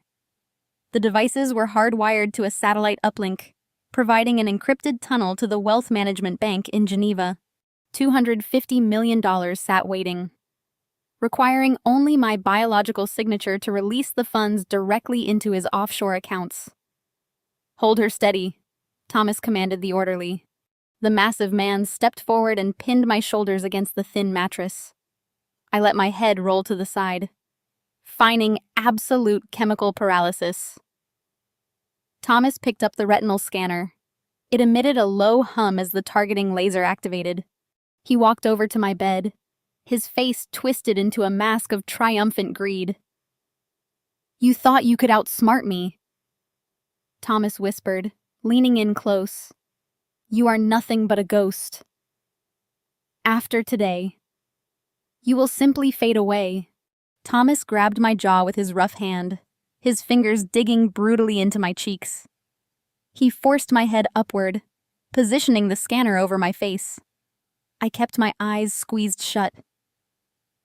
"Open your eyes, you ungrateful brat," Thomas snarled. He removed one hand from the device and pinched my right eyelid, using his thumb and forefinger to pry my eye open. The red targeting laser pierced my vision, attempting to lock onto the sapphire ring circling my pupil. I stared directly into the laser, waiting for the system to register the scan, before the device could emit the confirmation chime. A deafening concussive boom echoed through the facility. The heavy steel door of my isolation cell did not just open. It was violently blown entirely off its reinforced hinges. The massive slab of metal crashed onto the floor, sending up a thick cloud of plaster dust. Before Thomas could even turn his head to look, the room was suddenly flooded with armed federal agents wearing heavy tactical gear. Federal Bureau of Investigation, drop the device and put your hands on your head. A voice roared through the chaos. Thomas froze, the retinal scanner slipping from his trembling fingers and clattering noisily onto the concrete floor. The orderly, holding my shoulders, instantly threw his hands into the air, backing away in total surrender. Doctor. Thorne tried to bolt toward the hallway, but two armed agents intercepted him, slamming him against the wall and securing his wrists in iron cuffs. David stepped through the settling dust, completely ignoring the panic erupting around him. He marched directly toward Thomas. Thomas raised his hand, stammering frantically about a terrible misunderstanding and a sick daughter. David did not waste a single breath on conversation. He grabbed Thomas by the lapels of his charcoal suit, lifted him slightly off the ground, and slammed him brutally against the concrete wall. The impact knocked the wind completely out of Thomas, leaving him gasping for air as an agent immediately cuffed his wrists behind his back. David turned his attention to me. He stepped over the discarded retinal scanner and extended his hand. The chaotic noise of the raid seemed to fade into the background. I looked at his outstretched hand, then up at his steady, unwavering gaze. I did not need an orderly to lift me. I did not need a doctor to assess my condition. I pushed myself up from the plastic mattress, ignoring the lingering stiffness in my muscles. I bypassed David's hand and planted my bare feet firmly on the cold floor. I stood up, straightening my spine and squaring my shoulders. The scratchy hospital gown felt irrelevant. I looked down at Thomas now kneeling on the floor, his face pale and contorted with terror. He stared at me as if seeing a monster he had accidentally created. He finally realized the girl he locked in a basement for 30 years had orchestrated his destruction. I stepped over his cowering form, walking out of the cell. I marched down the hallway flanked by federal agents. I was no longer the helpless victim trapped in a nightmare. I was the heir to the Bancroft Empire, and I was walking out of that asylum as a predator ready to hunt. Across the city, miles away from the shattered steel doors of the psychiatric facility, a completely different spectacle was unfolding.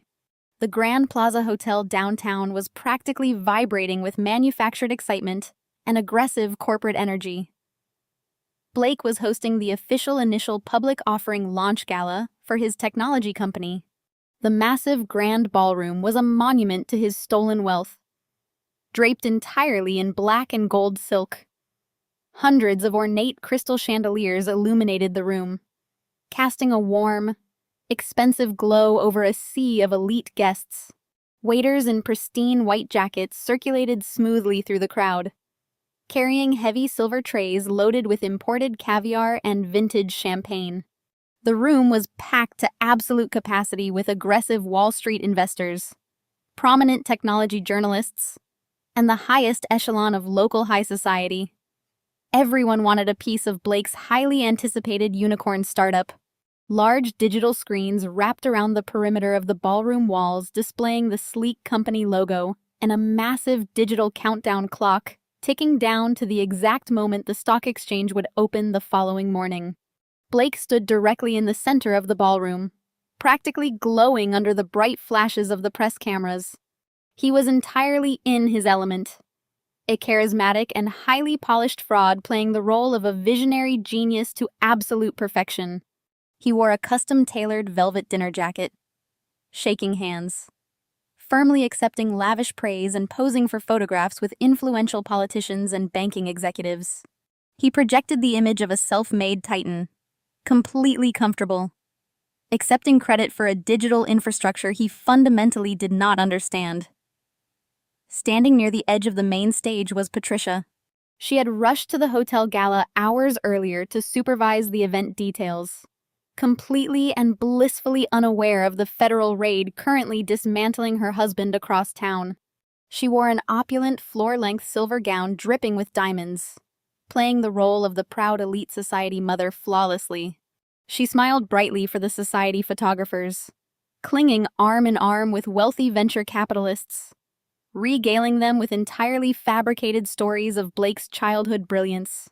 However, beneath her polished maternal facade, Patricia was vibrating with greedy anticipation. Her eyes continually darted toward the heavy mahogany doors at the rear of the ballroom. She was eagerly waiting for Thomas. She fully expected him to walk through those doors at any given moment, expecting him to flash a subtle, triumphant nod, confirming that my forced retinal scan was complete. She believed that the $250 million Bancroft Trust Fund had successfully transferred to their hidden offshore accounts. She tasted absolute permanent victory, completely blind to the reality that her husband was currently sitting in the back of a federal transport vehicle with his wrists secured in heavy iron cuffs. Standing rigidly beside Blake and Patricia was Naya. Unlike the fawning investors and the psychopathic high society guests, the beautiful bride was not smiling. The sharp, brilliant sister-in-law had been quietly observing the glaring inconsistencies in her new family ever since my brutal, confusing expulsion in the driveway on her wedding night. She wore a stunning crimson evening gown that commanded attention, but her posture was stiff and defensive.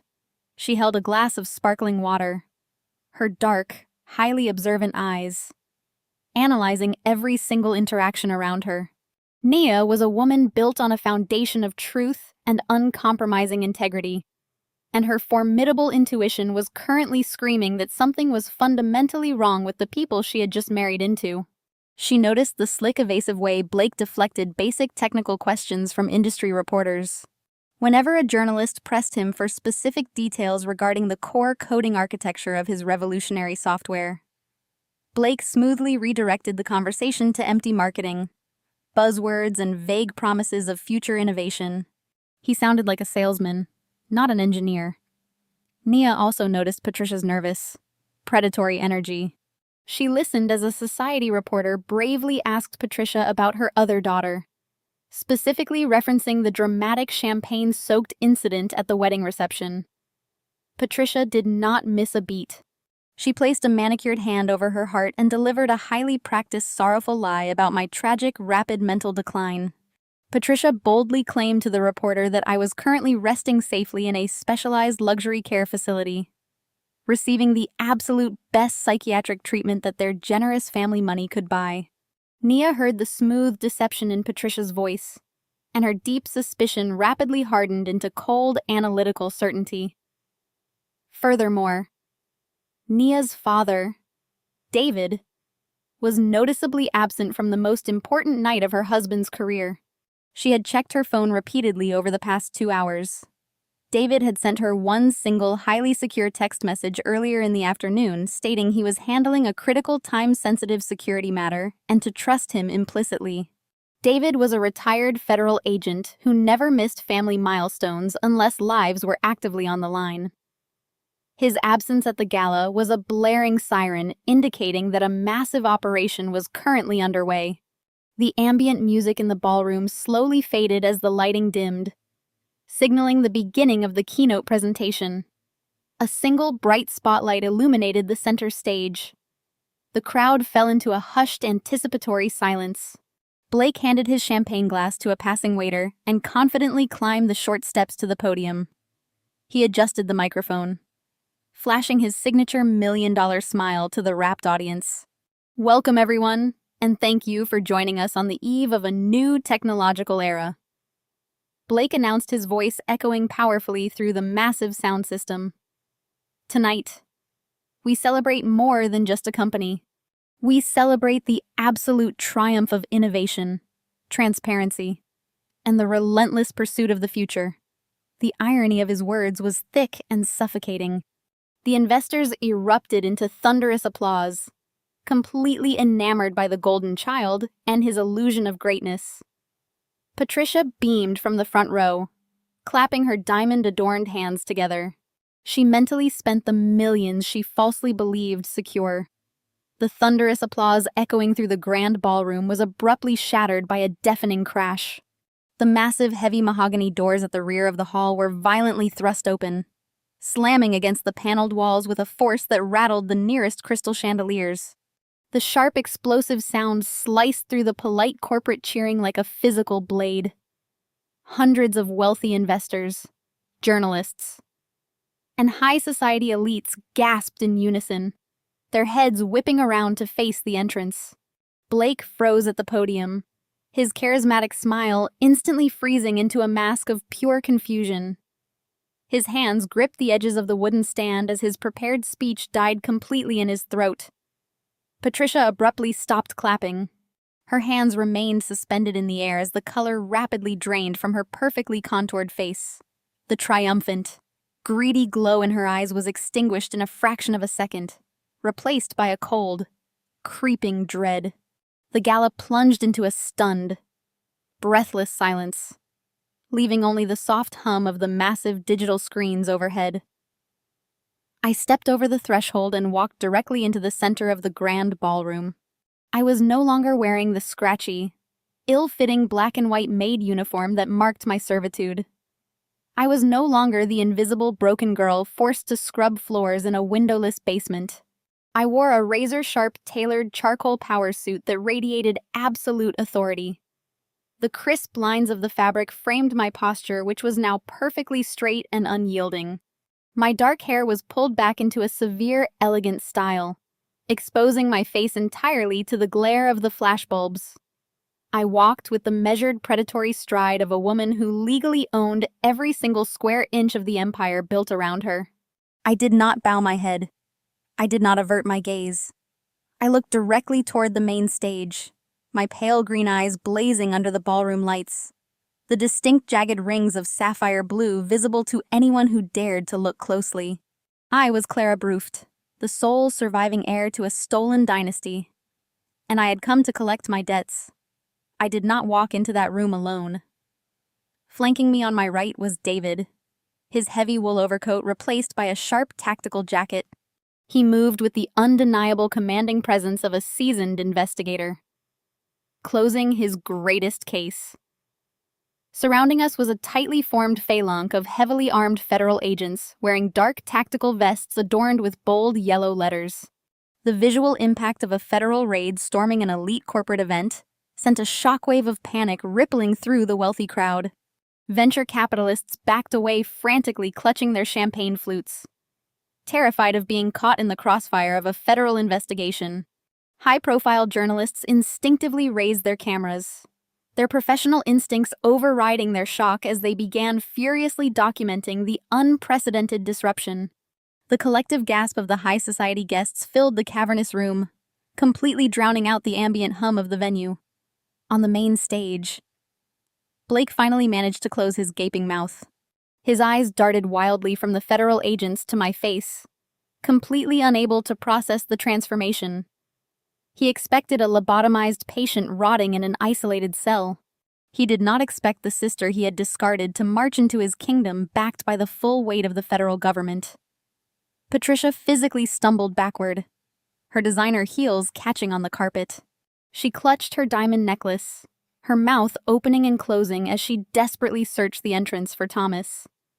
Still completely unaware that her husband was already locked inside a federal transport vehicle, Nia stood rigidly beside them, her sharp eyes scanning the tactical team before locking onto her father. David caught her gaze across the room and gave a single firm nod.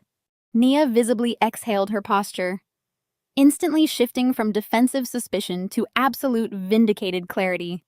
A team of heavily built hotel security guards in dark suits rushed forward to intercept our group, aggressively demanding that we halt and present invitations. I did not stop walking, and I did not engage in a verbal argument with hired muscle. I reached into the interior pocket of my tailored jacket and withdrew my smartphone. My fingers, steady and precise, flew across the illuminated screen, while Blake was busy shaking hands and posing for magazines over the past week. I had been quietly embedded within the deepest architectural layers of his company servers. I had programmed a highly specific, totally invisible master override protocol designed exclusively for this exact moment. It was a digital kill switch resting dormant within the framework of his network, completely immune to any external firewalls or administrative blocks his expensive technology team had attempted to build. I tapped the final execution command on my screen and hit send. The deployment was instantaneous.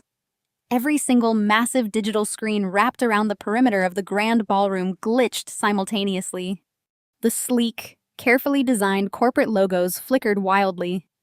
The giant digital countdown clock, which had been ticking down to the opening of the stock exchange, froze completely in place.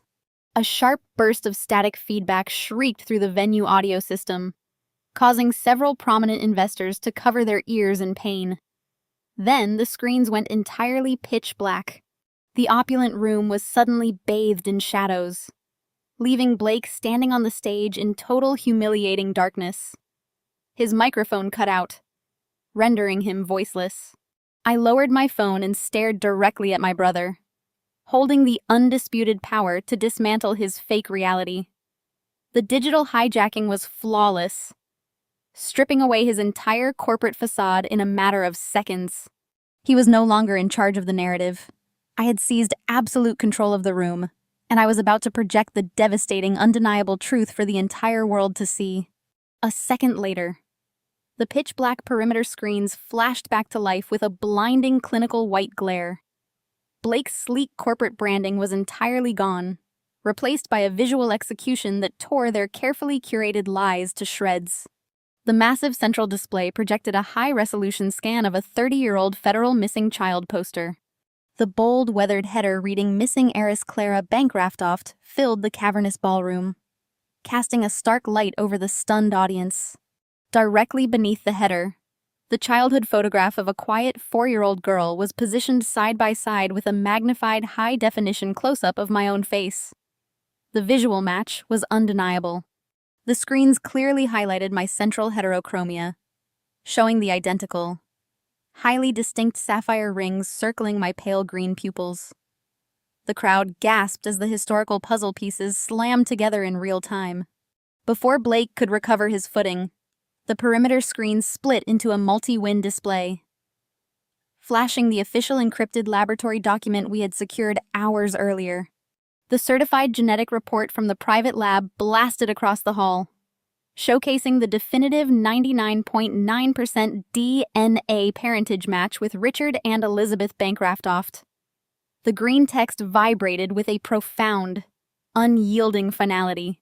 I watched the elite Wall Street investors lean forward their professional skepticism, instantly melting into absolute shock. High-profile tech journalists began snapping photos of the screens, their cameras clicking frantically as they realized the top-tier startup of the year was dissolving in front of their eyes. Then came the definitive financial destruction. The screens began scrolling through thousands of pages of offshore banking ledgers, corporate wire transfers, and fraudulent investor lists I had systematically extracted from Blake's private servers. Every single transaction was laid bare for the public to witness. The digital breadcrumbs formed an ironclad web tracing millions of dollars flowing directly from the Bankraftoft family primary beneficiary trust through Thomas's dummy corporations in international tax havens and straight into Blake's corporate treasury. The screens illuminated the exact routing numbers, the forged signatures, and the fabricated venture capital registries Blake had used to trick Wall Street. It was the absolute, irrefutable proof that his entire billion-dollar technology empire was built entirely on embezzled, blood-soaked money stolen from a kidnapped child. Absolute panic erupted on the main stage. Thomas, who had just been marched into the rear of the ballroom by armed federal agents, completely lost his upper-class composure. His charcoal suit was rumpled, his hair disheveled, and his face twisted into a mask of pure terror. He and Patricia began screaming at the top of their lungs, desperation cracking their voices as they launched a frantic, chaotic attempt to gaslight the entire room. They pointed trembling, manicured fingers directly at me, projecting their final pathetic defense. "She is insane!" Patricia shrieked, her voice reaching a hysterical, unhinged pitch that echoed off the high ceilings. "Do not look at those screens. This is a total fabrication. Our daughter is a dangerous, mentally unstable dropout who is having a severe psychotic break. She has been diagnosed with severe paranoid schizophrenia.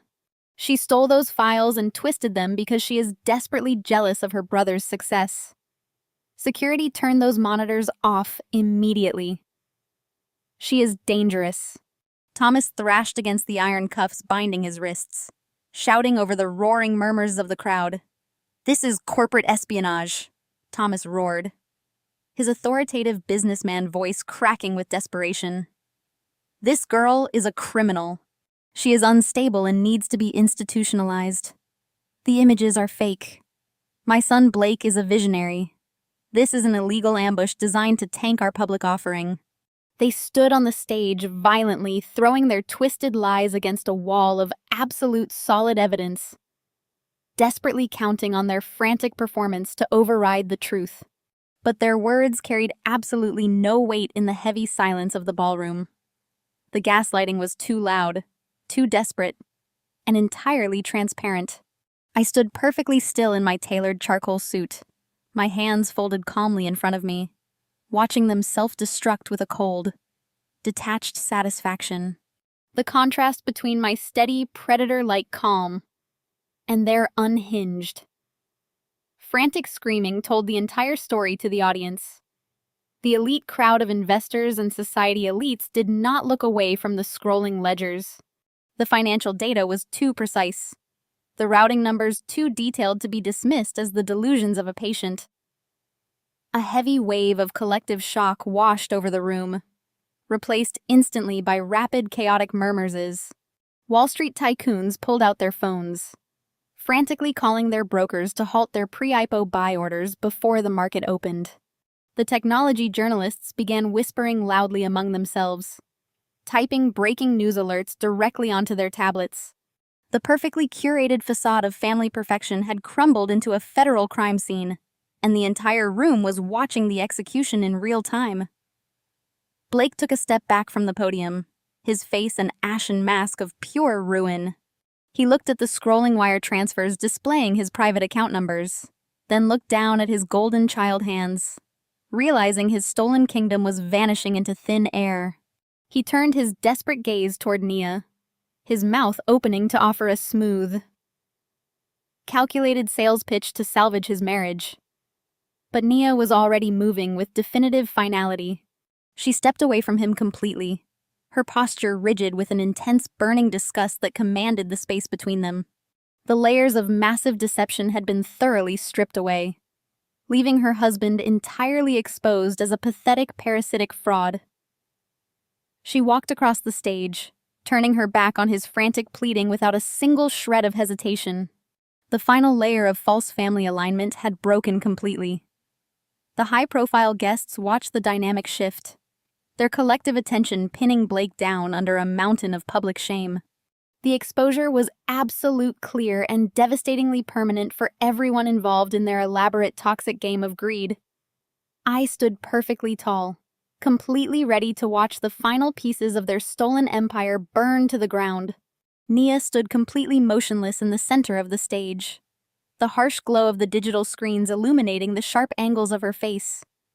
For a fleeting moment, she simply stared at the cascading financial documents broadcasting across the room. Her brilliant mind rapidly processed the overwhelming data connecting the phantom investments, the offshore accounts, and the staggering reality that the man she had just married was nothing more than a hollow, parasitic fraud. She did not panic or dissolve into tears. Instead, a terrifying, absolute calm washed over her entirely. She slowly turned her gaze away from the damning ledgers and looked directly across the chaotic ballroom. She bypassed the frantic investors and the shouting journalists, finding her father standing solidly beside me. David met his daughter's eyes. He did not say a single word. He simply gave one slow, definitive nod. That solitary gesture confirmed everything. Her father, a man whose integrity was legendary, had validated the massive, horrifying truth. The foundation of her entire marriage was built on a 30-year kidnapping and a stolen inheritance. Blake, desperate to cling to the last remaining pillar of his crumbling existence, frantically reached out to grab Nia's hands. He forced a pathetic, trembling smile onto his face, attempting to deploy the same manipulative charm he had used to deceive her from the very beginning. "Nia, please, you have to listen to me," Blake begged, his voice cracking loudly over the ambient noise of the ballroom. "This is a massive misunderstanding. That girl is sick. She is a dangerous hacker who doctored these files to ruin us. You know me. We are building a future together. Do not let her crazy delusions destroy what we have." Nia looked down at his hands, grasping hers. The disgust in her eyes was so potent. It almost had a physical weight. She smoothly and forcefully ripped her hands away from his grasp, stepping back as if his touch was utterly toxic. The sheer revulsion radiating from her posture made Blake shrink backward. The ballroom, which had been buzzing with frantic whispers, suddenly fell deadly silent. The elite crowd, the journalists, and the investors collectively held their breath, completely captivated by the raw, unscripted destruction of a high society marriage taking place on the main stage. "You do not get to speak to me," Nia stated. Her voice was not a scream. It was dangerously low, precise, and amplified perfectly by the acoustics of the massive hall slicing through the air like a razor. "Every single word you have ever told me about your genius, your hard work, and your brilliant startup was a fabricated lie. You are not a visionary. You are a thief playing dress-up in a custom suit funded by a stolen child," Blake stammered, his face flushing a deep, humiliating crimson. "Nia, I built this company. I am the CEO. I can explain the funding. I swear to you, I did not know the money was stolen from her. Do not insult my intelligence." Nia cut him off, her tone absolutely freezing. "You knew exactly who was scrubbing your floors while you paraded around claiming to be a self-made titan. You happily watched your parents abuse a captive servant. And you eagerly spent the millions they laundered to buy your fake reputation.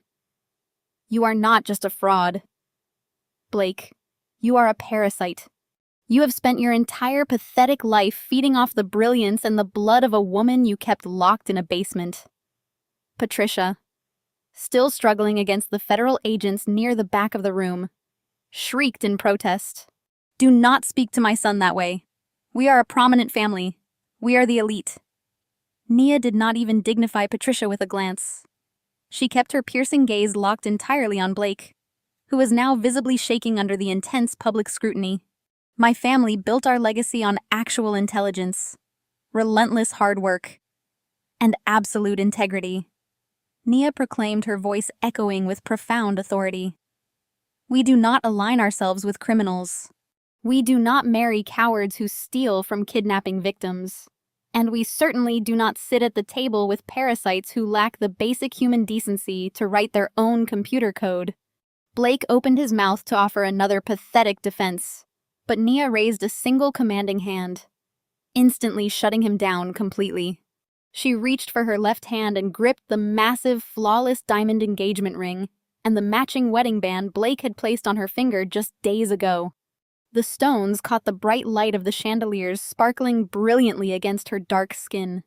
With a swift, fluid motion, she slid the rings completely off her finger. Blake watched her in absolute horror. He had left his half-full crystal flute of vintage champagne resting on the wooden podium when the screens first went black. Nia picked up the glass. She held her bare left hand over the rim and unceremoniously dropped the multi-million-dollar diamonds directly into the bubbling alcohol.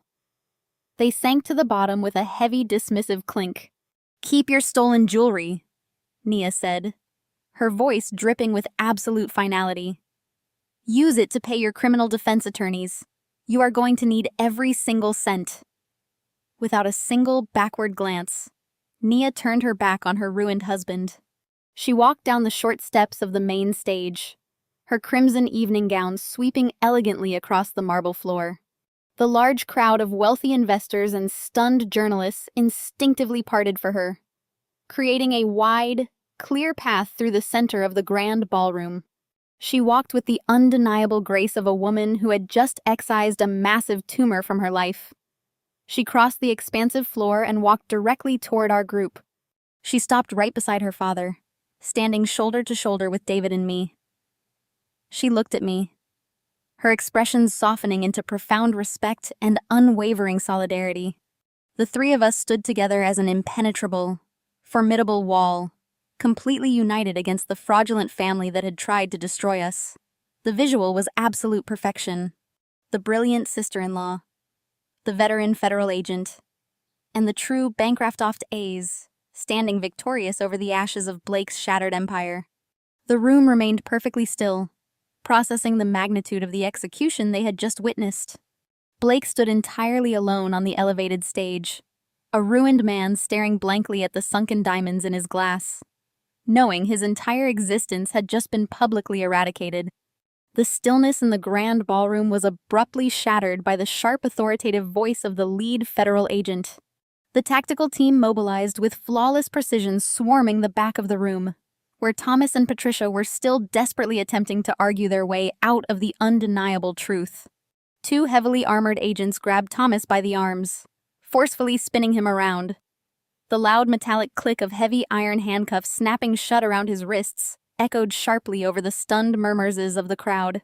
Thomas, the man who had spent 3 decades projecting an image of untouchable suburban perfection, was completely stripped of his dignity. He thrashed weakly against the federal grip, sputtering incoherent threats about calling his lawyers. But his protests were entirely useless. Patricia fared even worse. As an agent reached for her, she let out a piercing, unhinged shriek, aggressively swatting at the tactical gear. "Do not touch me!" she screamed, her voice cracking under the intense strain of total exposure. "I am a respected member of this community. I demand you release my husband instantly." The lead agent did not even flinch.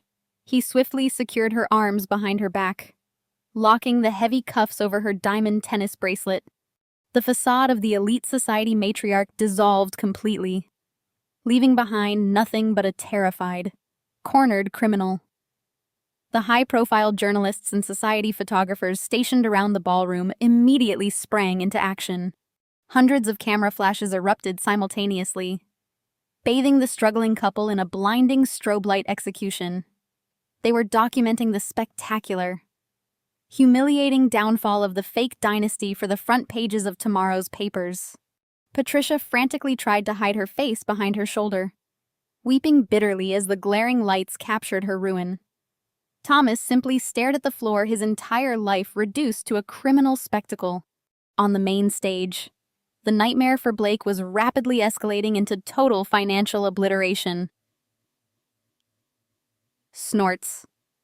The wealthy venture capitalists and Wall Street tycoons gathered in the room had seen absolutely enough. Their phones were ringing and vibrating relentlessly as their risk management teams back at headquarters scrambled to distance themselves from the radioactive fallout. With furious, frantic gestures, the investors began tapping their screens, executing emergency withdrawal protocols, and legally nullifying their initial public offering commitments. I watched the massive digital screens overhead. My customized override program was still actively pulling live data from Blake's corporate servers. The glowing numbers representing his company's estimated market valuation began to plummet in real time. The billions of dollars in projected capital rapidly bled away, tumbling down into the millions, then the thousands before flatlining entirely. The digital graphs dropped straight to absolute zero. In less than 3 minutes, the highly anticipated tech unicorn was completely liquidated. His entire empire, built exclusively on my stolen inheritance and maintained by my silent labor, was transformed into worthless digital dust. Blake stood paralyzed at the podium, watching the screens confirm his total destruction. The realization hit him with the devastating force of a physical blow. He had absolutely nothing left. His brilliant wife had publicly abandoned him. His Snort's criminal parents were currently being marched out of the ballroom in handcuffs. His company was dead, and his reputation was permanently incinerated. The arrogant golden child persona melted away, leaving a desperate hollow shell of a man who suddenly realized he was entirely powerless. He stumbled down the short steps of the main stage, his custom-tailored tuxedo looking ridiculous on his defeated frame. The crowd of angry investors parted, treating him like a highly contagious disease. Blake walked slowly across the marble floor, moving directly toward the spot where David, Nia, and I stood. His eyes were wide with blind panic, searching my face for any shred of the subservient, obedient maid he had tormented for 27 years. When he reached me, his legs simply gave out. Blake, the untouchable tech titan, collapsed heavily onto his knees. The sharp thud of his kneecaps hitting the polished stone floor resonated perfectly in the quieted room. He looked up at me, his face slick with sweat and tears of profound desperation. He reached out with trembling hands, desperately trying to grab the hem of my tailored jacket. David took a subtle half-step forward, a silent, lethal warning that made Blake instantly withdraw his hands. "Clara, please," Blake sobbed, his voice stripped of all its former arrogant bravado. "Please, you cannot do this to me. I had no idea they stole the money from you. I swear I did not know about the kidnapping. You have to believe me. We grew up together. We shared a home. I am your brother. You have the power to stop this. Clara, just tell them to let me keep the company. I will give you whatever equity you want. Please have mercy on me." I looked down at the pathetic weeping man kneeling at my feet. For 27 years, he had watched me scrub the dirt from his shoes. He had gladly accepted the gourmet meals I cooked, the pristine laundry I folded, and the complex computer code I secretly wrote to keep his fraudulent business afloat. He had laughed when his mother called me a worthless dropout. He had smirked when she threw $50 in my face and banished me to the freezing streets. He had never once viewed me as a human being, let alone a sister, until the exact second I held the power to destroy him. I did not feel a single ounce of anger, pity, or vindication. I felt absolutely nothing but a cold, surgical detachment. I looked down at him with the chilling, unyielding authority of a woman who had fully reclaimed her stolen throne. "You are not my brother," I stated, my voice perfectly level, ringing clearly across the breathless ballroom. "You are simply the parasite that fed on my stolen life. You watched them lock me in a basement, and you happily spent the millions they laundered in your name. You enjoyed every second of my misery because it elevated your fake superiority." Blake let out a miserable, broken wail, pressing his hands together in a frantic gesture of prayer. "Please, Clara, I am begging you." I tilted my head slightly, observing his complete degradation with total satisfaction.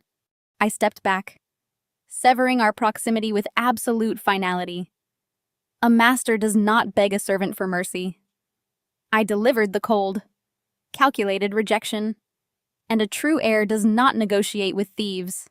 I turned my back on him, completely facing the exit. 2 federal agents immediately stepped forward, pulling the sobbing, ruined golden child up from the floor and securing his wrists in cold iron. The satisfying click of the handcuffs sealing Blake's fate echoed behind me, serving as the perfect closing note to a 30-year-old nightmare. I walked out of the Grand Plaza Hotel, the flashing lights of the media trucks fading into the dark winter night behind us.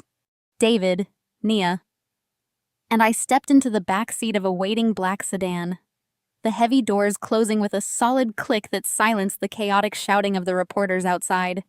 The immediate aftermath of the gala was a rapid and relentless cascade of total systemic collapse for the people who had stolen my life. Within 48 hours, the federal justice system began its unyielding grind, moving with a fast-paced momentum that left the fraudulent family completely paralyzed.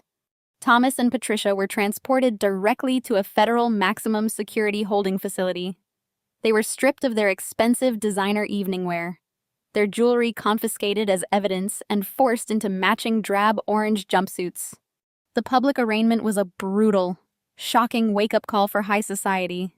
The federal judge, Reading through the massive data dump I had pushed into the network, looked down at the cowering couple with an expression of absolute disgust. Due to the extreme flight risk posed by their secret offshore accounts and the horrific calculated nature of a 30-year kidnapping case, bail was completely and permanently denied. They were remanded into federal custody, locked inside isolated holding cells, while a team of federal prosecutors stacked an ironclad list of indictments against them. They were charged with federal kidnapping across state lines, grand larceny, identity theft, and multi-million-dollar wire fraud. They were officially facing life in a federal penitentiary without the rarest possibility of parole. The domino effect tore through Blake's existence with a terrifying, merciless speed. The Securities and Exchange Commission launched a massive emergency investigation into his defunct technology firm the very next morning. Armed federal regulators and forensic auditors stormed his glass corporate headquarters, seizing hard drives, company servers, and every secure financial registry. The public listing was permanently canceled before the opening bell, and the company was plunged into immediate forced liquidation. Blake's personal assets were frozen within days as the full scale of the money laundering operation was daily exposed. I watched from a distance as the markers of his stolen success were systematically stripped away by court order. Foreclosure notices were aggressively slapped onto the glass front doors of his luxury $10 million penthouse downtown. His entire fleet of high-end foreign sports cars was towed away from the building's circular driveway in broad daylight, witnessed by the very high society peers he had desperately tried to impress. The exclusive country club canned his membership, and his false executive status vanished overnight. Left completely destitute and unable to afford his private legal team, Blake was assigned a public defender as the Department of Justice hit him with severe criminal accessory charges. He was legally trapped facing a decade in a federal prison for knowingly operating an enterprise funded entirely by grand larceny, while they rotted inside their respective cells. My focus shifted entirely to the grand definitive reclamation of my stolen identity. The elite legal team assembled by David worked around the clock to execute the master plan. We sat in a high-rise federal office building overlooking the sprawling city skyline, surrounded by plenty of stacks of certified genealogical records, original police arson reports, and the ironclad DNA profiles. The process was cold, direct, and profoundly empowering. I picked up the heavy fountain pen, my hand completely steady. After years of forced compliance, with a single fluid motion, I signed the master petition to officially and legally reclaim my true name. The forced identity Thomas and Patricia had branded me with for 27 years was systematically eradicated from every municipal, state, and federal registry. The birth certificate they had falsified to hide their crime was legally nullified by a federal judge, replaced by an authentic document restoring my true lineage as Clara Bank Raftoft. I watched the court clerk press the official state seal onto the paperwork, a briefcase satisfying sound that completely erased my abusers from my legal history. They no longer held any legal connection to my existence. They were officially rewritten as nothing more than common captors in the eyes of the law. The final massive payoff occurred when the legal team initialized the verification protocol for the Bank Raftoft Family Primary Beneficiary Trust, the Swiss Wealth Management Bank in Geneva, presented with the federal court orders and the certified DNA parentage match. Immediately unlocked the primary vault that had been frozen for 3 long decades. The impenetrable time-locked barriers collapsed. I stood beside David and Nia as the bank's terminal initialized a live secured biometric scan. I pressed my thumb firmly onto the encrypted glass panel and looked directly into the optical scanner, letting the camera read the sapphire rings circling my green pupils. The system beeped sharply, confirming the signature of the true heir. $250 million instantly transferred into a pristine wealth account under my absolute unrestricted control. The immense fortune my biological parents had established to protect my future was finally in my hands. Thomas and Patricia had kept me locked in a basement, treating me like a disposable, broken servant. completely blind to the reality that my blood was the only key to the vault. I closed the legal portfolio, a quiet, powerful sense of absolute peace settling over my mind. The legal warfare was over. The execution was flawless, and the real Clara Bancroft had officially returned to claim her kingdom. 6 months after the gavel fell on my former captives, the kingdom I built looked entirely different than the sterile, greed-driven corporate offices Thomas and Blake had war-ripped. I sat at the head of a massive live-edge walnut table in the sunlit boardroom of the newly established Bancroft Foundation. Floor-to-ceiling windows offered a sweeping, unobstructed view of the city skyline, a stark and beautiful contrast to the windowless concrete basement where I had spent the first 27 years of my life. I was no longer hiding behind a mop or a cheap hospital gown. I wore a tailored navy blazer, reviewing a thick portfolio of grant applications with the sharp, unclouded focus of a woman completely in control of her destiny. My foundation was not a vanity project designed to buy high society favor. It was a highly tactical, aggressively funded initiative aimed directly at providing elite cybersecurity education and advanced coding boot camps to vulnerable at-risk youth. I knew exactly what it meant to be trapped, isolated, and stripped of all physical power. I also knew that handing a brilliant cornered mind the digital keys to the world was the ultimate equalizer. We were building state-of-the-art computer labs in forgotten neighborhoods, teaching kids how to build impenetrable networks and write code that could break through any ceiling. We were actively forging the next generation of digital architects, ensuring they would never be held captive by anyone. Sitting directly across from me at the boardroom table was Naya. She had completely shed the toxic weight of her brief, fraudulent marriage to Blake, emerging even sharper and more formidable than before. She now served as the chief legal counsel for the Bancroft Foundation, bringing her fierce intellect and uncompromising integrity to every contract and initiative we launched. She wore a striking ivory suit, her dark eyes scanning a complex legal document with lethal precision. She flipped the page, signed her name with a swift stroke of her pen, and slid the finalized contract across the polished wood toward me. That secures the funding for the 3 new tech centers in the coastal district. Nia announced, her voice radiating absolute confidence. The municipal board tried to tie us up in zoning bureaucracy, but I reminded them of the sheer magnitude of our endowment. They folded in less than 10 minutes. I smiled, signing the bottom of the document to authorize the multi-million-dollar transfer. "You are terrifying when you negotiate, Nia," I said, handing the portfolio to our executive assistant. She leaned back in her chair, a genuine warm smile breaking across her face. "I learned from watching the best, Clara. We do not negotiate with parasites, and we certainly do not let bureaucrats slow down our progress." The mutual respect between us was profound. We were bound not by the superficial ties of a fake marriage, but by a shared survival, a mutual victory, and a deep, authentic sisterhood that Thomas and Patricia could never have comprehended. As the afternoon sun began to dip lower in the sky, casting a warm golden hue across the city, we wrapped up the final board meeting of the quarter. Nia and I took the private elevator down to the secure parking garage, where a sleek, armored town car was waiting. We were not heading to a cramped apartment or a cheap roadside motel. We were driving directly to the coast, to the exact acreage where the original Bancroft family estate had burned to the ground 30 years ago.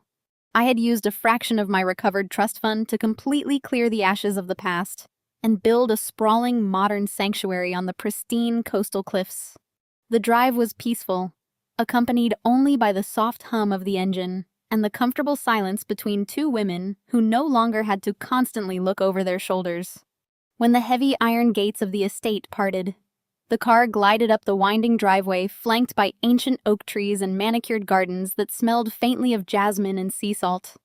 The architecture of the new house was breathtaking, featuring massive expanses of reinforced glass and natural stone that embraced the natural beauty of the ocean rather than trying to dominate it. I stepped out of the vehicle and walked through the grand foyer, feeling the solid, grounding energy of a home that truly belonged to me. I moved straight toward the back of the house, pushing open the heavy glass doors that led out onto the expansive multi-level stone balcony overlooking the churning Atlantic Ocean. The cold, salty wind whipped through my hair, carrying the rhythmic, powerful roar of the waves crashing against the jagged rocks below. It was a wild, untamed sound that made me feel incredibly alive. A moment later, I heard the heavy, familiar footsteps of David stepping onto the stone patio. He walked over and stood solidly beside me, resting his hands on the thick glass railing. He had officially retired from his private security consulting firm, accepting a permanent position as the head of security and estate management for the Bancroft properties. But his role was far more profound than a title. He was the seasoned investigator who had looked past the cheap uniform and the fabricated madness to see the truth in my eyes. He was the fiercely protective father figure I had been denied my entire life. Nia joined us on the balcony a few seconds later, handing me a steaming mug of black coffee. The three of us stood shoulder to shoulder, looking out at the endless horizon where the dark water met the fading twilight sky.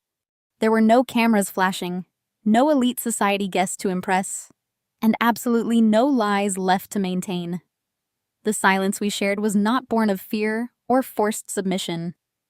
It was the rich, heavy silence of absolute freedom.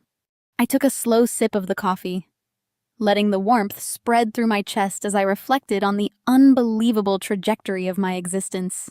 For 27 years, I was conditioned to believe that blood dictated worth, and that my complete isolation was a natural, inescapable punishment. I was taught that family was a fortress built on secrets, emotional coldness, and strict obedience. But standing here, flanked by a brilliant legal mind who chose to fight for me, and a retired agent who risked his life to expose the truth, I finally understood the greatest lesson of all. The family you are born into might shape the beginning of your story, but the family you actively choose has the power to completely rewrite the ending. Blood had made me a billionaire, but loyalty, courage, and unconditional respect had made me entirely whole. The frightened, subservient ghost who scrubbed floors in the dark and cowed at the sound of heavy footsteps was completely eradicated. I closed my eyes, listening to the crashing waves, completely at peace with the empire I now commanded. I was no longer the broken maid trapped in the basement. I was Clara Bancroft, the undeniable master of my own magnificent world. The most profound takeaway from this narrative is the realization that genuine power cannot be permanently suppressed by external circumstances, provided you continuously cultivate your inner resilience and skills. For decades, the protagonist was subjected to severe psychological abuse, physical isolation, and a deliberately manufactured false reality. Her captors stripped away her wealth, her true name, and her basic human dignity, operating under the arrogant assumption that controlling her environment meant controlling her potential.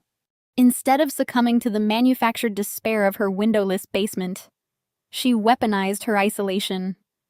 She used the very tools handed to her for servitude to quietly build an unparalleled mastery of cybersecurity and network architecture. This highlights a universal truth about adversity. When oppressive forces attempt to bury you, they inadvertently provide the darkness necessary for profound silent growth. The oppressor's greatest vulnerability is always their underestimation of the oppressed. This narrative demonstrates that our ultimate value is not dictated by the labels others force upon us.